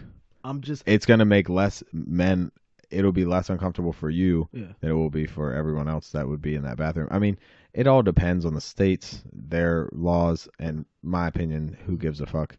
But I've never really thought about it like that until now. Because normally I'd just be like, let them use whatever. And I still think that, though. It's a big safety issue, man, because I see what you're saying. Because there could be men that are just like, all right, I'm a woman. Yes. I'm going in here and I'm looking under stalls. I'm doing whatever. Even worse, trapping someone in there, sexually assaulting them, something like that. But already been cases. Man. Yeah. And it's terrible. But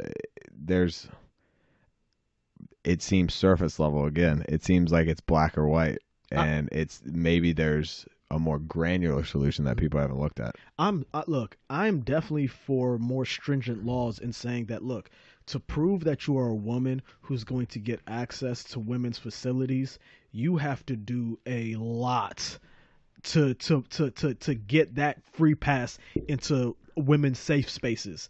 You're going to have to do a ton. So I'm not saying that to say, oh, there's men who are going to take advantage of this trans movement, so we need to fucking write off the whole thing because of those few bad apples. No. But what I'm saying is that there will be enough bad actors that stringent laws and regulations need to be put in place before we just start pushing things. Like there was this thing for children in Britain, I believe, where you're staying overnight with adults, and it was a trans woman in there who used to be what if and men start penetrating places that deal with little children? That's the thing that I'm concerned about. I mean, yeah, but it's also like, just because they're in a room that also a child's in, dressed like a woman, who's to say they're not going to do what they were going to do when they were dressed like a man? It gives them gives them easier access. All of us, and then because we've become so politically correct, parents that are concerned can't even raise their concern without having their kid removed from this, having them being fired from their job. So you just got to say, okay, I'm gonna let my kid go with this suspicious looking she dude, and I'm concerned, but because I don't want to lose my job, because I have to keep my mouth shut, or inconveniently take my kid to another Boy Scout troop or something like that. I'm just saying we need to be more concerned about those issues. I mean, if the parent's dropping him off, her off, whoever, with a man or a woman, whether they're dressed like a man or a woman, I mean, what does that matter? You're still leaving them with a stranger, whether they are trans or not. That doesn't necessarily matter. I mean, that doesn't make them a pedophile. It does matter, because we can just look at the rate of molestation, rape cases. Majority of those are committed by men. So if I'm leaving with my child with a woman, my concerns are significantly less than if I'm leaving my child with a strange man. Yeah, just statistically speaking. Yeah, I can understand that, but I mean, the trans person also is probably used to people being uncomfortable around them in that situation, and maybe people leaving, and they would understand, I'm sure. But I also don't think that it's, you say that camp was run by a man in the first place. So, all right, let me clarify again that I'm not, for the people who are truly trans and they're truly gender dysphoric and they feel trapped in the wrong body and they are never going to harm, and which most are never going to harm an individual in their life ever, and just want to live unfettered and not be bothered. I am complete advocates of those individuals, and I want them to have equal rights and protection under the law. Absolutely. But what I am saying is that if we too quickly pass these bills because we're afraid to speak honestly about them, if we just let these things fly by, like, okay, they can access to everything, if you just say you're a woman, access, if we act too hastily like that, we are going to put the most vulnerable people in our population at risk, which are women and children. Every time we rush legislation like that, or rush public decisions, period, like that, the people who take the brunt are always women and children, and those are the people that I'm concerned about. I'm not trying to say that we should hold true transgender men or women back in any way, shape, or form, but we got to make sure that we filter out the bad actors. And the only way we can do that is if we talk truly and as openly as possible about the issues that may arise. And one of those issues is having people pose as women and infiltrate places where they have access to vulnerable young children and women. So what's the solution then, other than discussing? I mean, do you have like a ID check before you go in the bathroom, or like a pat down? So I mean, if I can't sit here and say that I have the solutions, but I know that they need to be more stringent than as soon as you claim as a man that you feel like a woman, that you have access across the board to women's facilities. Because in certain places they're doing that, like Canada, like it's getting there. How often do you see a kid in the bathroom by himself though?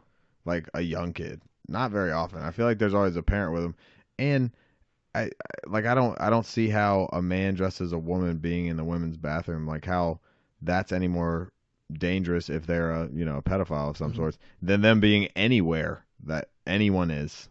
Because it's a bathroom, it doesn't mean, I mean, you're not naked. So I mean, in the bathroom, but you're not completely naked in the bathroom. Wouldn't you say you're more vulnerable in a small, less public, confined space than you are in a big, more public, open space? Yeah, I would, but I mean, I don't know. Most bathrooms in public places aren't necessarily confined, and a lot. Most of them I feel are. Like they're very well traveled. No, I mean, I'm saying, like, when you go into a bathroom, you're closing a door behind you. You go into a stall, that's another door, and these are vulnerable places, like a woman's changing room in a locker room. These are places where people understand. Locker rooms, I didn't think about that. Right? These are places where when you send your kids off to a Boy Scout camp where they're alone with people. So are bathrooms then based on physical characteristics only? I think they should be. There's an episode of Always Sunny where they try to. It's very good, actually. If you were to watch anyone, they literally do a whole episode where they try to, where the gay guy comes out of the women's bathroom, and there's just a whole fucking issue. He was like, "Well, I identify as whatever," and it just for the whole episode they try to figure it out, and it's very difficult. Yeah. And at the end, I think they decide on some crazy name for people, just like animals and Animals 2 or something. But at one time they were like, this is where you piss and this is where you shit. And I was like, oh, that's actually in a very innovative bathroom. So everyone, it's unisex bathrooms all the time. You pee in one, shit in the other. The one's just disgusting. The other one's a little better. Like, it's just, it was like, oh, I've never thought about it that way. That's one way to fix it, I guess. Here is a solution that I'm gonna go with off of the cuff that you just gave me that I think is plausible. Okay. The way I think you can solve the bathroom thing without if you just make big unisex bathrooms everywhere you go. And the reason I say that is because you'll have more men. And I know that's going to sound contradictory, but hear me out. Because I think most people are good people. If you have more good men in those settings, if one rogue asshole man tries to do anything, those men will have the strength and power to subdue said man. Whereas if a rogue man goes into an only woman setting, bruh, one strong enough man, it'll take like 15 women, right? It might. Right? Regular women. Now, if you're these MMA fighters, you might only need two or three. But a strong enough, fit enough man. We get people listening to this. You're gonna have women showing up wanting to fight you, just seeing how it goes. Look. I am not. When I say Tino and Ray, look. I'm not sitting here and saying I could beat any woman's or any man's ass. I'm just saying that the strongest man can beat 100% of women in a fight, and that I'm not saying that as that is a good thing or a bad thing. It is just based on the laws of physics and nature in hand-to-hand combat. If the strongest man if Brock Lesnar took on every single woman in this world, he would annihilate them. Yeah, he would. And that's not a fucked up thing to say. It's just freak of nature. We're biologically different, right? Yeah. So, but no, I think that's one way you can solve it. And I just again, I am pro marginalized people having rights, pro marginalized people having rights. And I mean, but we can't even have, like, there's a woman, a Canadian reporter, I forget her name, I could look her up if you want, but she got okay, I will then. But let me touch her story real quick.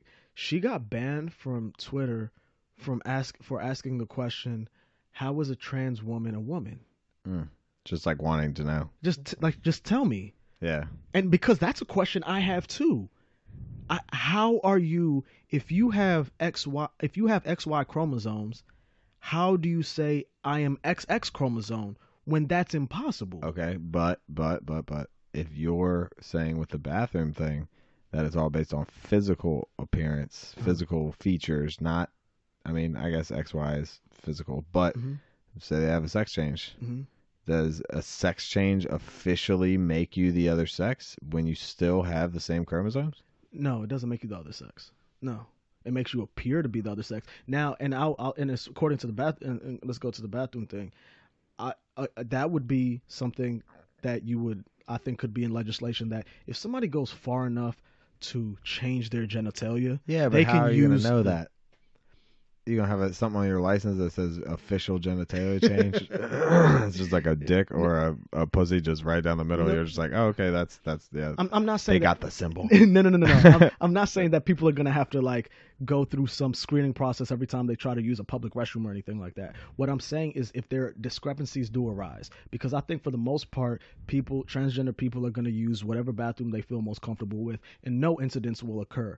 But where a situation does arise, say a woman does feel uncomfortable or a woman feels threatened or anything of that, when you are going to the courts of law where these things will be litigated, this is where that stuff comes into play. Like, did this person go far enough to have a sex change? Well, you have done enough to prove that you are not fronting or faking that you are said gender. So are you willing to call a trans woman she? Of course. If I had a friend, I would call them she. I'm not saying I'm just still, but it still doesn't fundamentally, because I'm a kind and empathetic person, doesn't change my fundamental beliefs. Well, yeah, but I mean, it's not it's fuck. It's or not even my fundamental beliefs. It's your fundamental belief. Truths. Well, it's your fundamental truth or fundamental belief that chromosomes make up your complete gender. Yes. Like that completes your gender. Yes. Nothing else. Yes. So you're saying there's nothing else that adds to that whatsoever? No. Culture.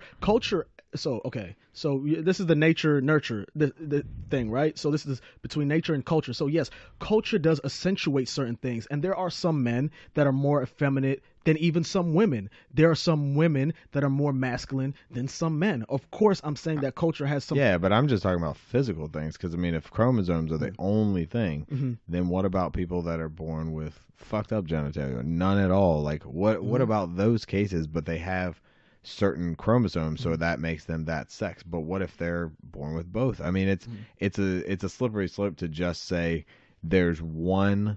It's the surface. It's almost going back to the surface level thing. It's like if you say there's one thing that defines what gender is or what sex is. Just, I mean, yes, that is, scientific definition of different people, but there's variations among those two sets of chromosomes. But so slight though.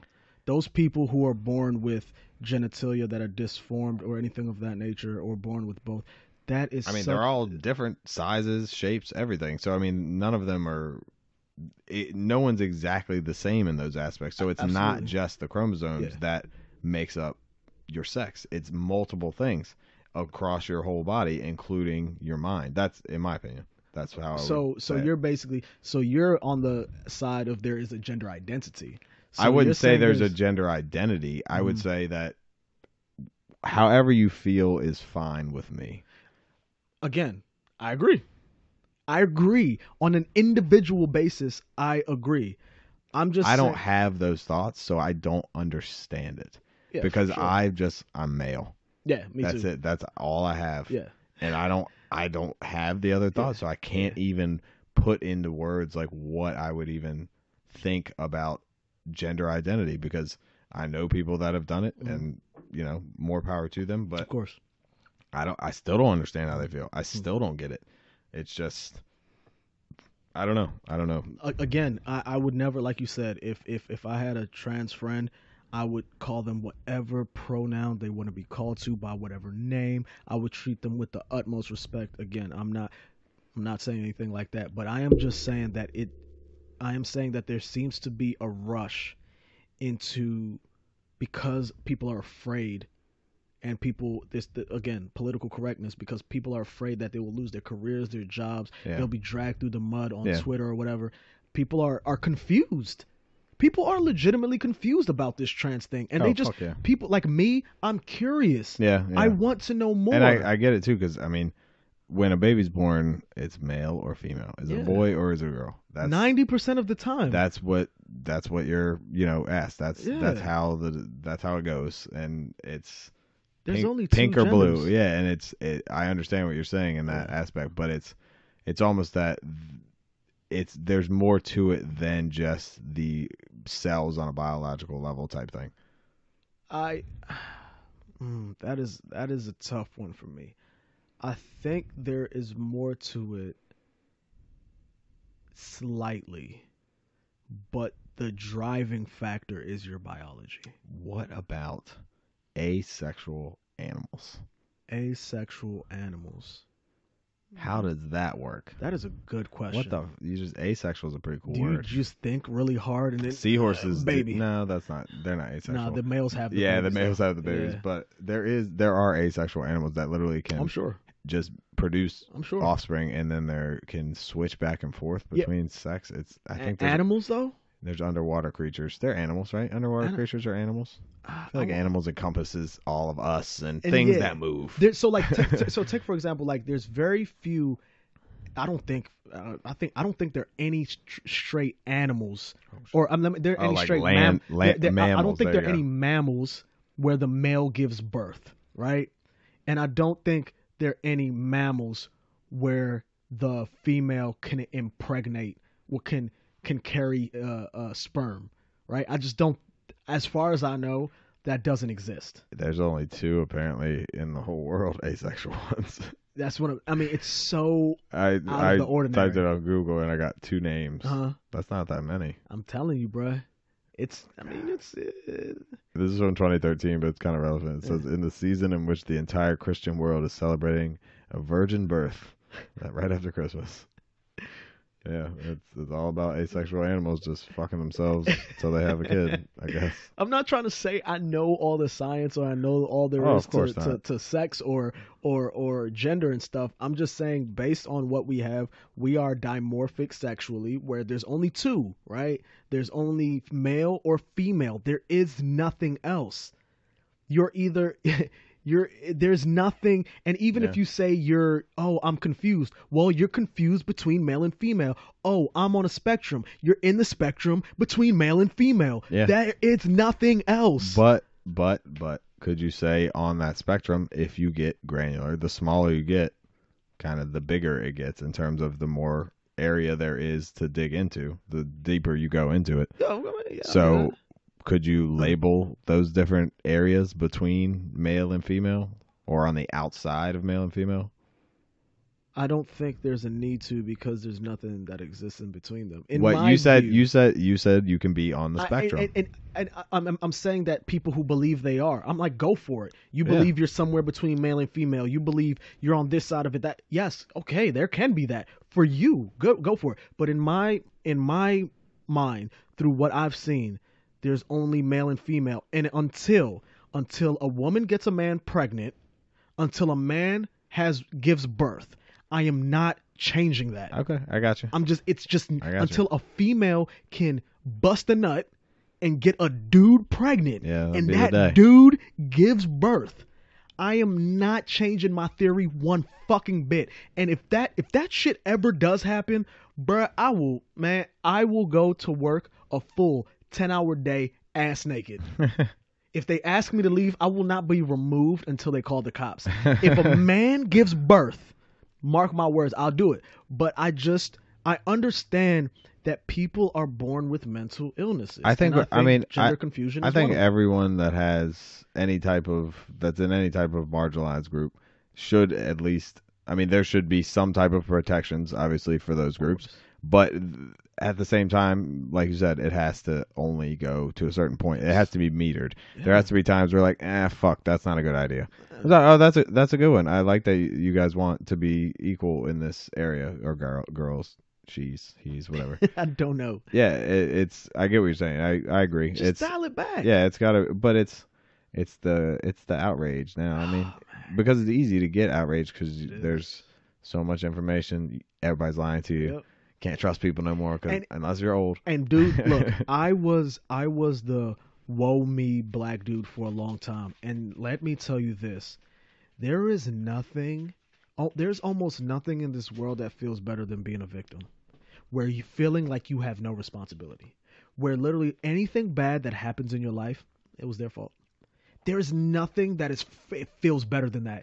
It feels good to be a victim, and when you're a victim, you wield power. Because you can say, hey, you can't talk to me like that, white man. You're racist.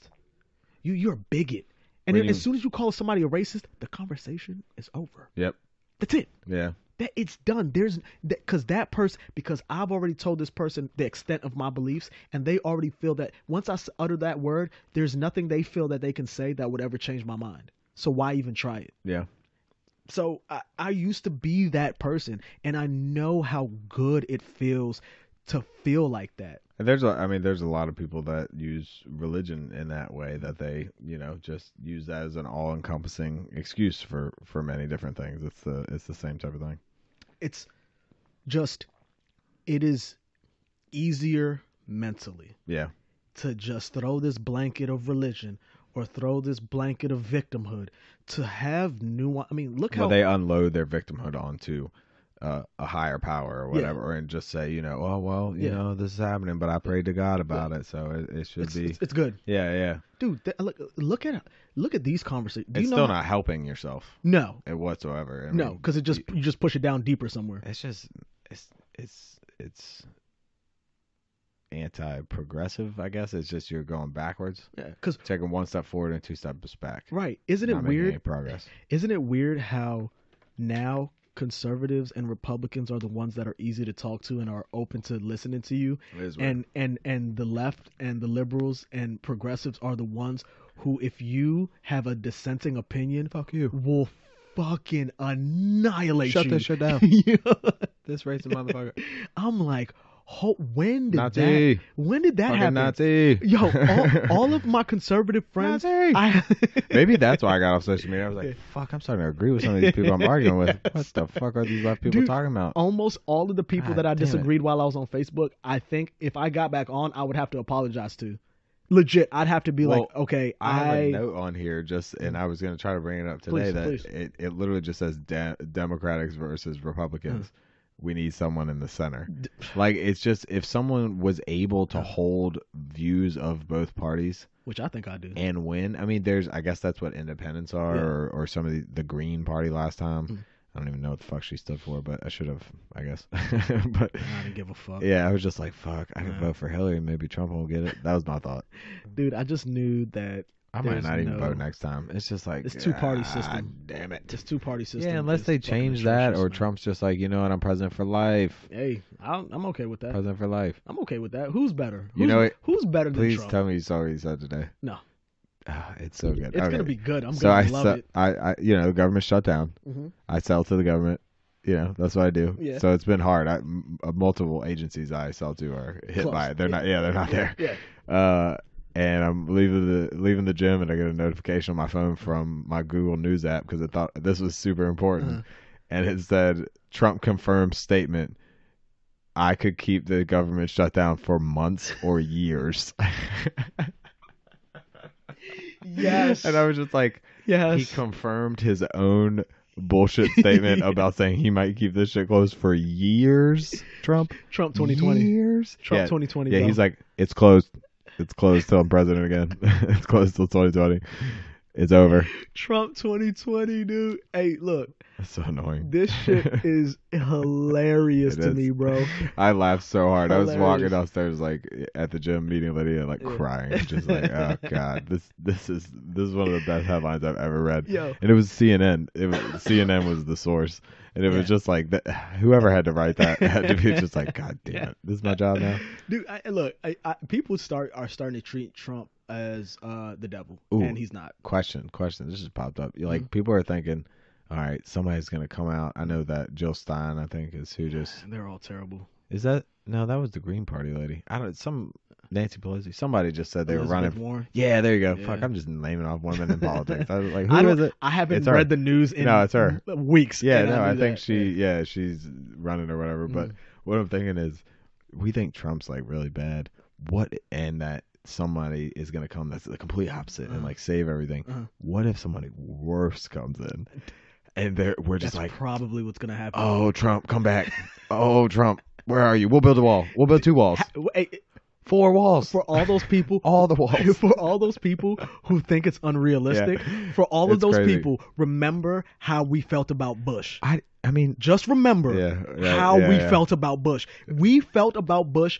I heard people talking about Bush the same way people are talking about Trump. I heard that new movie. Vice. Yeah, it paints him as a complete and utter moron. Yeah. Which, that's what I always saw. And I wasn't even following politics. And I was just like, you could tell. This dude doesn't seem there, Mom. What's he doing? She's like, I don't think he knows. I don't think he knows. I feel like when they told him, you remember when they told him about 9/11? And he kept reading the book. He was just like, it's just like, dude, tell the kids bye, and you gotta go. This is the one time you can freak some kids out. Yeah. Oh fuck! This is the one time you get to cuss in front of kids on live TV. This shit is going down. This is the time you get to lose. If there's one moment in presidential history that you get to lose your shit, bro, and not feel punished for it, that was it. But this motherfucker kept deciding to read the book. I don't know if you have a topic off the top of your mind right now, but I have something specific I wanted to ask you about. Let's go. and I kind of feel like I have to find it. Okay. But did you hear about your boy Louis C.K.? No. Oh Yes, man, this he's is gonna be back. good. He's back. Yes, my man is back. Oh, he's back in the news. No. not for No. not for jerking off in the dressing room with women. No. All right, what now? He has been doing some stand up, coming back, and it seems like he has started to talk about Parkland shooting survivors, making jokes about them, which is, I don't know if that's been touched before. School shooting jokes. Holy Said something about shit, throwing Louis. fat kids in front of the. Yeah. Let's see. Yo, that's crazy. Oh, Louis God. C.K. Yeah. has no chill, bro. Yeah, and he's like just coming back. He has no chill. But I mean, but I guess we can broach this subject too. Then, I mean, I don't know how you feel about comedy, but I'm of the thinking that no subject is untouchable. If Yeah, you that's can what make it that funny, was my immediate thought, and I haven't heard the audio, so I don't know if he's made it funny. But, damn, I gotta find this. if you can make it funny, I mean, I'm for it. I'm not, again, not for that particular joke, but you know, people have been talking about 9/11 for how long now, right? I mean, 9/11 jokes have been in rotation for what, 4 or 5 years now, probably even longer than that. And I mean, how many thousands of people died in that tragedy that we all watched, and it traumatized a lot of people. Did you say 9/11? I mean, jokes? those jokes. I've seen a ton recently, or even in the past like 5 years. Man. Yeah. I mean, it's fine now. You can make a joke. It's been enough time. So eventually, time people heals all wounds. That's what I'm saying. People are gonna make jokes about these sensitive topics anyway. I mean, I guess it's a time thing. I guess timing does matter, but it's not like he's doing something that's completely heinous. This is what he said. Among CK's most incendiary comments are aimed at the survivors of Marjorie Stoneman Douglas High School shooting last February that left 17 people dead in Parkland, Florida. He was generally unimpressed by the younger generation now that he's 51, calling them boring. You're not interesting because you went to high school where kids got shot. Why does that mean I have to listen to you? How does that make you interesting? You didn't get shot. You pushed some fat kid in the way. Now I gotta listen to you. It's like people are so pissed, dude. People are so fucking mad. I've had that Google News app, and I don't subscribe to any of these like pop culture places, but I've seen this article from like 4 or 5 different sites in the last 2 days. But wait, I mean, I feel like if Louis hadn't been through the shit that he had recently been through, we would just see this as some more really fucked up Louis C.K. stuff. But because 90% of, I'm not going to throw that number out there, but a majority of social media and Silicon Valley is ran by liberals, and the whole Me Too thing, of course they're going to try, any little thing that he did, they would throw him under the bus again. Yeah. They were just looking for a reason, dude. Yeah, so he also said about new attitudes towards gender identity and the emergence of the new forms of gender pronouns. I guess those weren't as bad as that line, but he had a lisp, and they were upset about that. And he said retarded. So, you know. Bruh, I'm just really worried for people. And he said, I guess, a gay slur or something. I don't know. But at the end, he said, what are you going to do? Take away my birthday? My life is over. I don't give a shit. which is like the ultimate like depressing but fuck you comment. Yeah, thank you. Like, thank you, Louis. What am I going to do now? Thank you. Look, like, dude. But then some guy read on here was talking about how he thought that Louis was just going to tour like red Trump states now and preach to these type of people, and it's like maybe those are the people that he needs to be in front of. But look, I'm not gonna say I support Louis necessarily. Fuck it, why not? Yes, I support Louis. I mean, that joke doesn't seem seem terribly bad. I mean, I get it that people are upset about it, but those are sensitive people. Yeah, I support. Like, I don't think sensitive people should really watch stand-up comedy. Yeah, not a lot of them, at least. And I support giving people second chances after they make a mistake. And Louis C.K. is not in jail. He is not Harvey Weinstein. He is not Bill Cosby. He's not that person. And again, I'm not trying to justify the things that he did or said or whatever. But at the same time, it's like, look, man, people fuck up. People make mistakes. And he's decided to come. Like, give this dude a chance, man. I mean, if people gonna dig through people's closets and hold them accountable for every single mistake that they made, man, nobody would ever be able to speak in public again. He fucked up. Okay, whatever, man. Yeah, it's odd that we don't want him to speak his mind. Like as soon as he come back, they're gonna have him under a microscope. It's like, well, fuck. Did you hear his shit before? I mean, like, right? Oh my god, you remember the joke about the AIDS deer? Yes. Oh my. Yes. He wanted to. The faggot AIDS. He wanted to suck a bleedy AIDS dick in an alley, and it's just like, I know someone's gonna have some issue with that somewhere. Like, y'all didn't. So he could go fuck a deer to kill it and his whole family with AIDS because he hates deer that much. And it was just like, damn. Like, come on, I don't think man. he could do that joke now. That's too intense for anyone for some reason. I hope he keeps doing those jokes, and I hope people me too. I hope like people like Anthony Jeselnik keep doing their jokes and offending the fuck out of people. He tries to be super offensive. I like him. That's though. his whole He's gig. Good. He's good. That's his whole gig, and people got to stop being outraged about everything. Because I think it's gonna do people a disservice when there's actually something to be outraged about. When a true demagogue does come around, when a true racist, when a true dictator, when somebody who is gonna try mass genocide comes around. Some people are going to rightfully warn everyone and say, yo, we need to look out. But because people have been on high alert for already 30 years running, people are going to be like, nah, dog, there's probably some same old bullshit. And before you know it, we're going to be lined up being shot if you're not 5'6", dark skinned, wearing a polo shirt and some brown pants and some black and red Jordans. Oh wait, that's me. Oh, that's okay. Specifically you right now. Oh, damn, okay. My bad. But anyway, you see what I'm saying? Yeah. I just think people are too worked up about every single thing. Like, dude, get off the computer, get off the internets, stop reading all this shit just to be mad about something. Enjoy your family, enjoy your friends. Yeah.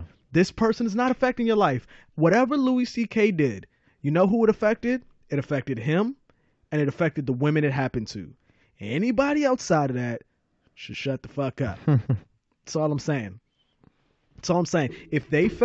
Look, the women who felt something about Harvey Weinstein ended up coming out and taking them to court. The women who felt something about Bill Cosby took them to court. The people who did shit heinous enough to warrant them being locked up, a lot of women came forward and look at the justice system working itself out. I mean, Louis not. Dude, on that he same did level by any means. He did creep shit. Well, that's why he's back doing stand up, He and did creep shit. now they're like, let me get him for something else. Like, and that's what they're trying to do.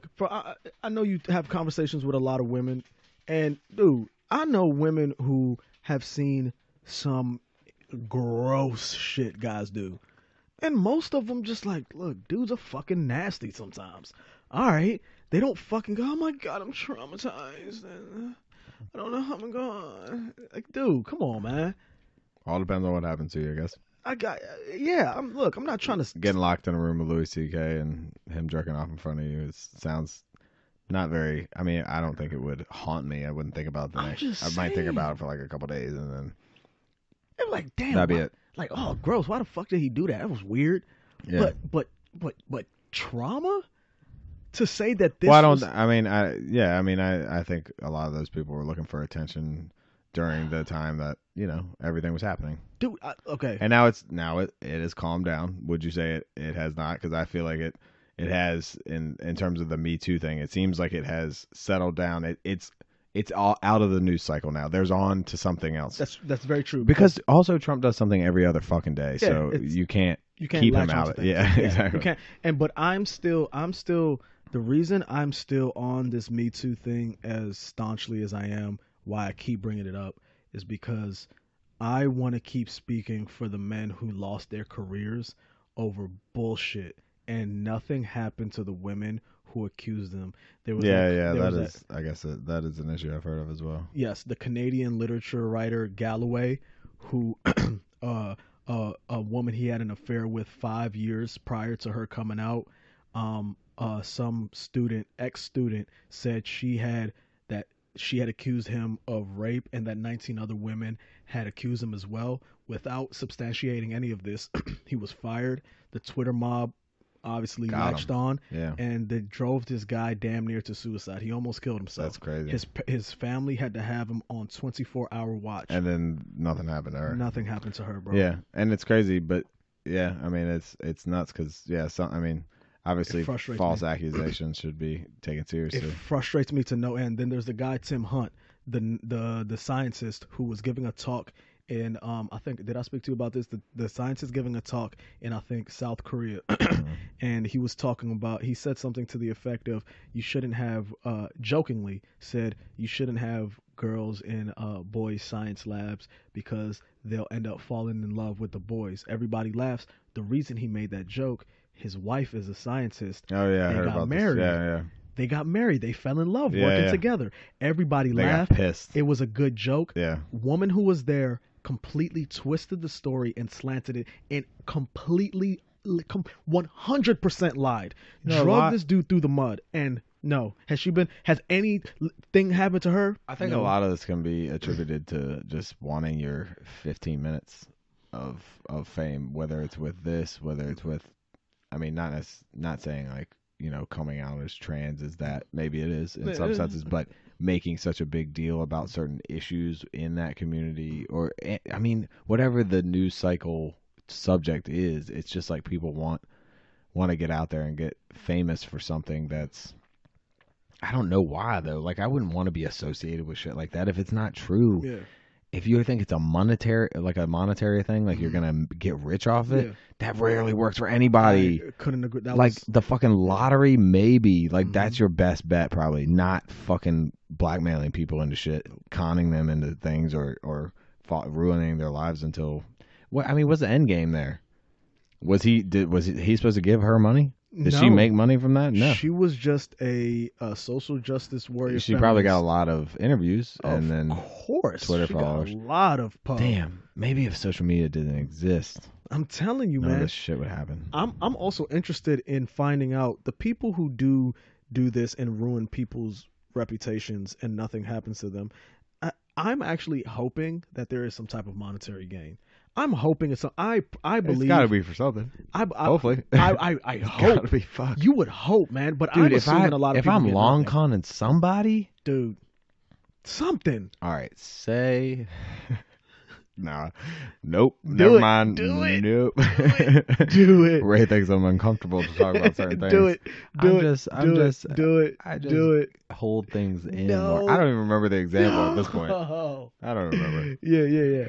No, I mean, and I'm gonna do my best to try to stop harping on this thing. I No, just think, yeah, hey, it's whatever's on your mind, and you don't have to stop harping on anything. yeah, I guess I'm really passionate about it because I worry about, because I'm a guy, and I understand that right now that the world is anti-dude, and I would hate. I guess for- I've always been in that world. I feel like, because I have a mom and sister, so I've always What? been in that anti-dude world. Like, so I Yeah. just live in it. Yeah, I already yeah, know yeah. how to navigate it. Yeah. So I'm just like, we're good. I just Like, we're fine. I don't want to have to watch what I say all the time. No, I'll be honest with you. No, I don't. Oh man, at the wedding we were at on New Year's, there were people that, like, once I started drinking a little bit and I started just talking, Yeah. and just like, oh shit, he's just cussing up a storm. He's just saying whatever the fuck he wants. It's like, what is he talking about? I was outside like hitting my pen. And just people were like, oh shit, he's doing that at the wedding. Fuck it. It's just like, yeah, it does, I mean, you got to be upfront with people as much as you possibly can, Yeah, I agree. even when the liquor layer's not involved. Yeah, I try to be. I know people can see me as frustrating to talk to sometimes because, like you said, every conversation that I want to have, I want to have deep conversations. I don't want to talk about the weather. I don't want to talk about what's going on in today's I fucking IT hate being industry. stuck in an elevator. You know why? Why? Because I don't have enough time to get into the topics that are running That's through my right, head. facts. It has nothing to do with like not having anything to Yeah, say. yeah. It's that we don't got the time for what I got I to just say. want to. I really want to talk about real shit. Weather? Oh, you want to talk about weather? Is the government controlling the weather like- patterns? Do you know? W-E. We. A other. I don't know. I fucked that one up.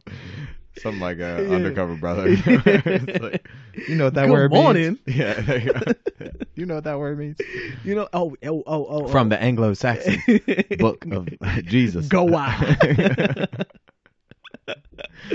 Oh, Greatest man. comedian ever, bro. Wait, here's a concept I wanted to touch on is about unemployed men Okay. and technology, right? So, what's gonna end up? So, like, let's say one thing you, and this is not just advocating for men, but you just don't want a bunch of unemployed men because they're dangerous, Yeah. right? And Bored men are dangerous. bored men. We are saw it when fucking the dangerous, NFL dude. went on strike, I think it was. Uh-huh. There was like a crazy increase in the number of guys from the NFL that got in trouble for different things. That's Whether they were arrested or not, just got Man. in trouble with the team or with the law. I imagine Just like, because they didn't have shit to do. yeah. That's just what in the off season. That's God when the damn it. crazy shit in the Get NFL a happens. hobby, yeah. Dude, I'm saying so. Too much money. So like they're with the advancement of technology, very soon there will be automation, self-driving cars, and they're trying to make self-driving 18-wheelers. Yeah. So that Damn. do you That's know? crazy. Do you know the industry that employs the most amount of men with only a high school degree? Truck driving. Yep. I think So- my cousin does that. Dude, imagine if in a 10-year span, all of those men lose their jobs. Oh, we're gonna lose a shit ton of jobs to machines. It's gonna be the simple stuff first, but Ooh. I mean, driving's not that simple. But Yeah. I mean, we already lost the simple shit. I mean, Yeah. assembly line stuff. Yeah. Those jobs were lost years ago. People don't even think about that. Like, oh, it's far off. Mhm. We've been getting replaced for like 25 years. Slowly. Yeah. Slowly but surely. Yeah. And look at the countries where there's a high employment for young men. Look at those countries. Look at the Middle East. Look in Africa. High unemployment. High unemployment for young men. Very susceptible to manipulation. Whew. Yeah. War torn. bruh. But from what I've read recently, one of those reasons is because those ideologies, whichever one they happen to follow, they're so sure about themselves. They're so sure that they have the answers. And it's just surface level, as I've been saying. But yeah, it's just that's why. It's because they're so sure that they have the answers, and a society like America is so unsure of itself. Not because we're unsure, but because we have so many different us's. There's so many different people here that there's not just one identity of America. Yeah. So it's hard to actually feel a part of this country, I guess. And that's why a lot of people feel kind of, shoved to the side and I don't know, that unemployment number, I don't think people probably feel that's accurate when that's spouted on TV for the United States. Oh yeah, I mean, I'm sure they think it's much higher. yeah, I than would. the stats they put out I would think so. I mean, naturally, I'm distrustful of the numbers government puts out there. Of course. I mean, I believe for the most part that they tell the truth, but when it's convenient, I feel that they fudge some numbers. But I would imagine that if they're saying the unemployment rate is 4%, it's probably somewhere closer to 6. Yeah. So there's multiply by 2 is what I say. But no, I just think whenever you have bored men, they're just more like, I mean, think about it when you were a young kid. I know for me, with me and my brother, when we were bored and it was us, me and my friends, and we had nothing to do. Gotta get that energy out somehow. Dude, I mean, you would wake up the next day and you'd be like, yo, are the cops looking for us? Yeah. They should be. Yeah. Because you would just start doing the dumbest shit. We would destroy things. Yeah, man. I drove first out of most of my friends, had a beat up car, and we would hit mailboxes with baseball bats or throw bricks through them. Yep. And it was very dangerous, and people, I'm sure, had to rebuild a bunch of mailboxes and shit because of it. And it's just like, I mean, we did that to other things, throw shit through windows, like, Yes. destroy. Yes. Oh my god, Yes. dude, We threw a brick through a window while a woman was home. I will and not she incriminate screamed. myself. Oh wow, Yes. I will not incriminate myself like that I on this would- podcast. Dude, I mean, I'm saying like property damage from 30 years ago. But when I say that was the most blood-curdling scream I have ever heard in my life. But at the same time, if you were watching TV at 10 o'clock at night and a fucking Anything brick through Oh your my window, fuck, I would scream I would- too. I would- I would have sounded just like that lady. The fuck. yo, I will never forget that scream. It is imprinted in my brain. I've bet. never run faster in my life. Oh yeah. I was Oh yeah, that was another gone. thing. To just ring the fucking doorbell. And just There were multiple times people with guns came out, and it was just like, oh, this game's not worth it. This This game's game's not worth it. Why are we doing this? But that's kind of why it was worth it, though. But it's the same thing with my dog. Humans are the same. If you have, I don't know, it's a scientific term, kinetic energy, where it's like built up in you, almost like it's stored, and then it's so built up in us, we have to fucking get it out do somehow. something. And it's not. I mean, a lot of times it needs to be physical for men. Yeah. And maybe for women that's not the case. Maybe they can get it out mentally, and I can sometimes as well. Like this is one of those outlets, but it's quicker and more efficient when it's a Yes. physical release, Yes. whether that's having sex, Yes. fucking going to the gym, Anything. or playing a sport. Yeah, Mhm. doing anything like that, it Mhm. makes you feel more. And that may be going back to what you're saying, the biological, roles that we jump into, I guess. Yeah, because men and women overlap in most things. We're more alike than we are different. Yeah, like yeah. I said, it gets to the tail ends. Like, so 60% of men are more aggressive. Like let me see how to put it.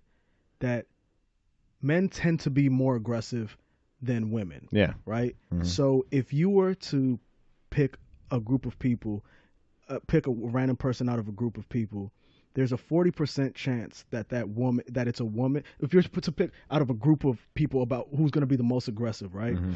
If you take the most aggressive woman out, the most aggressive person out, the chances that she's going to be a woman is 40%.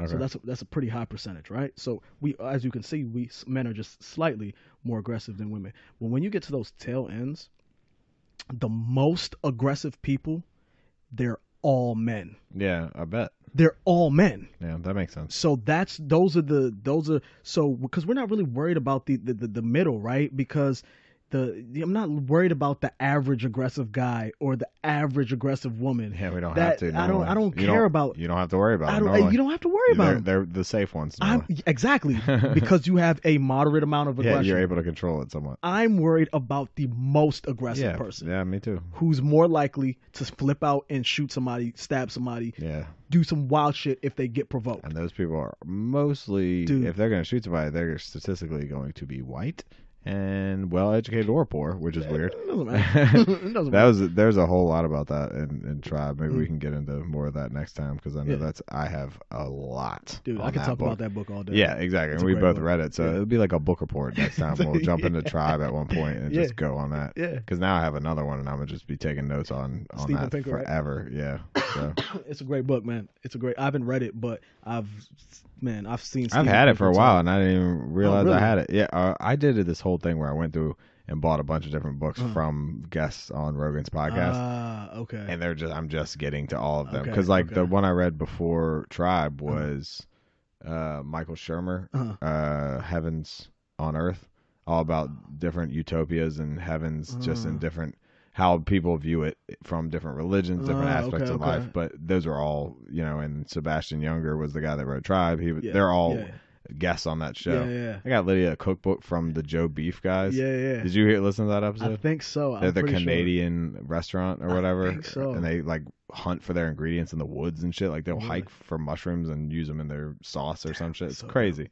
That's so dope. Yeah, but it's we can get into that next time, because Yeah, for sure. that's too much on that to dive into right jump now. on after. Oh damn, we just did 2 hours. Did 2 hours already? Yeah, it's 2 hours and 6 minutes right now. It's Damn, we be killing this these shit goes shows, by dude. fast. It really only does, man. like towards the end, it starts to get hot in here, and then it's like, It's- oh, this is you- it's about time. That's when you realize, because you see, I took the scarf off. It's about time. It's took the Damn, scarf off. it's about Dude. time. You get starts getting cooking in here, but yeah, man, It does. this was a good one. Like usual, the conversations are getting better, man. Yeah, I like it.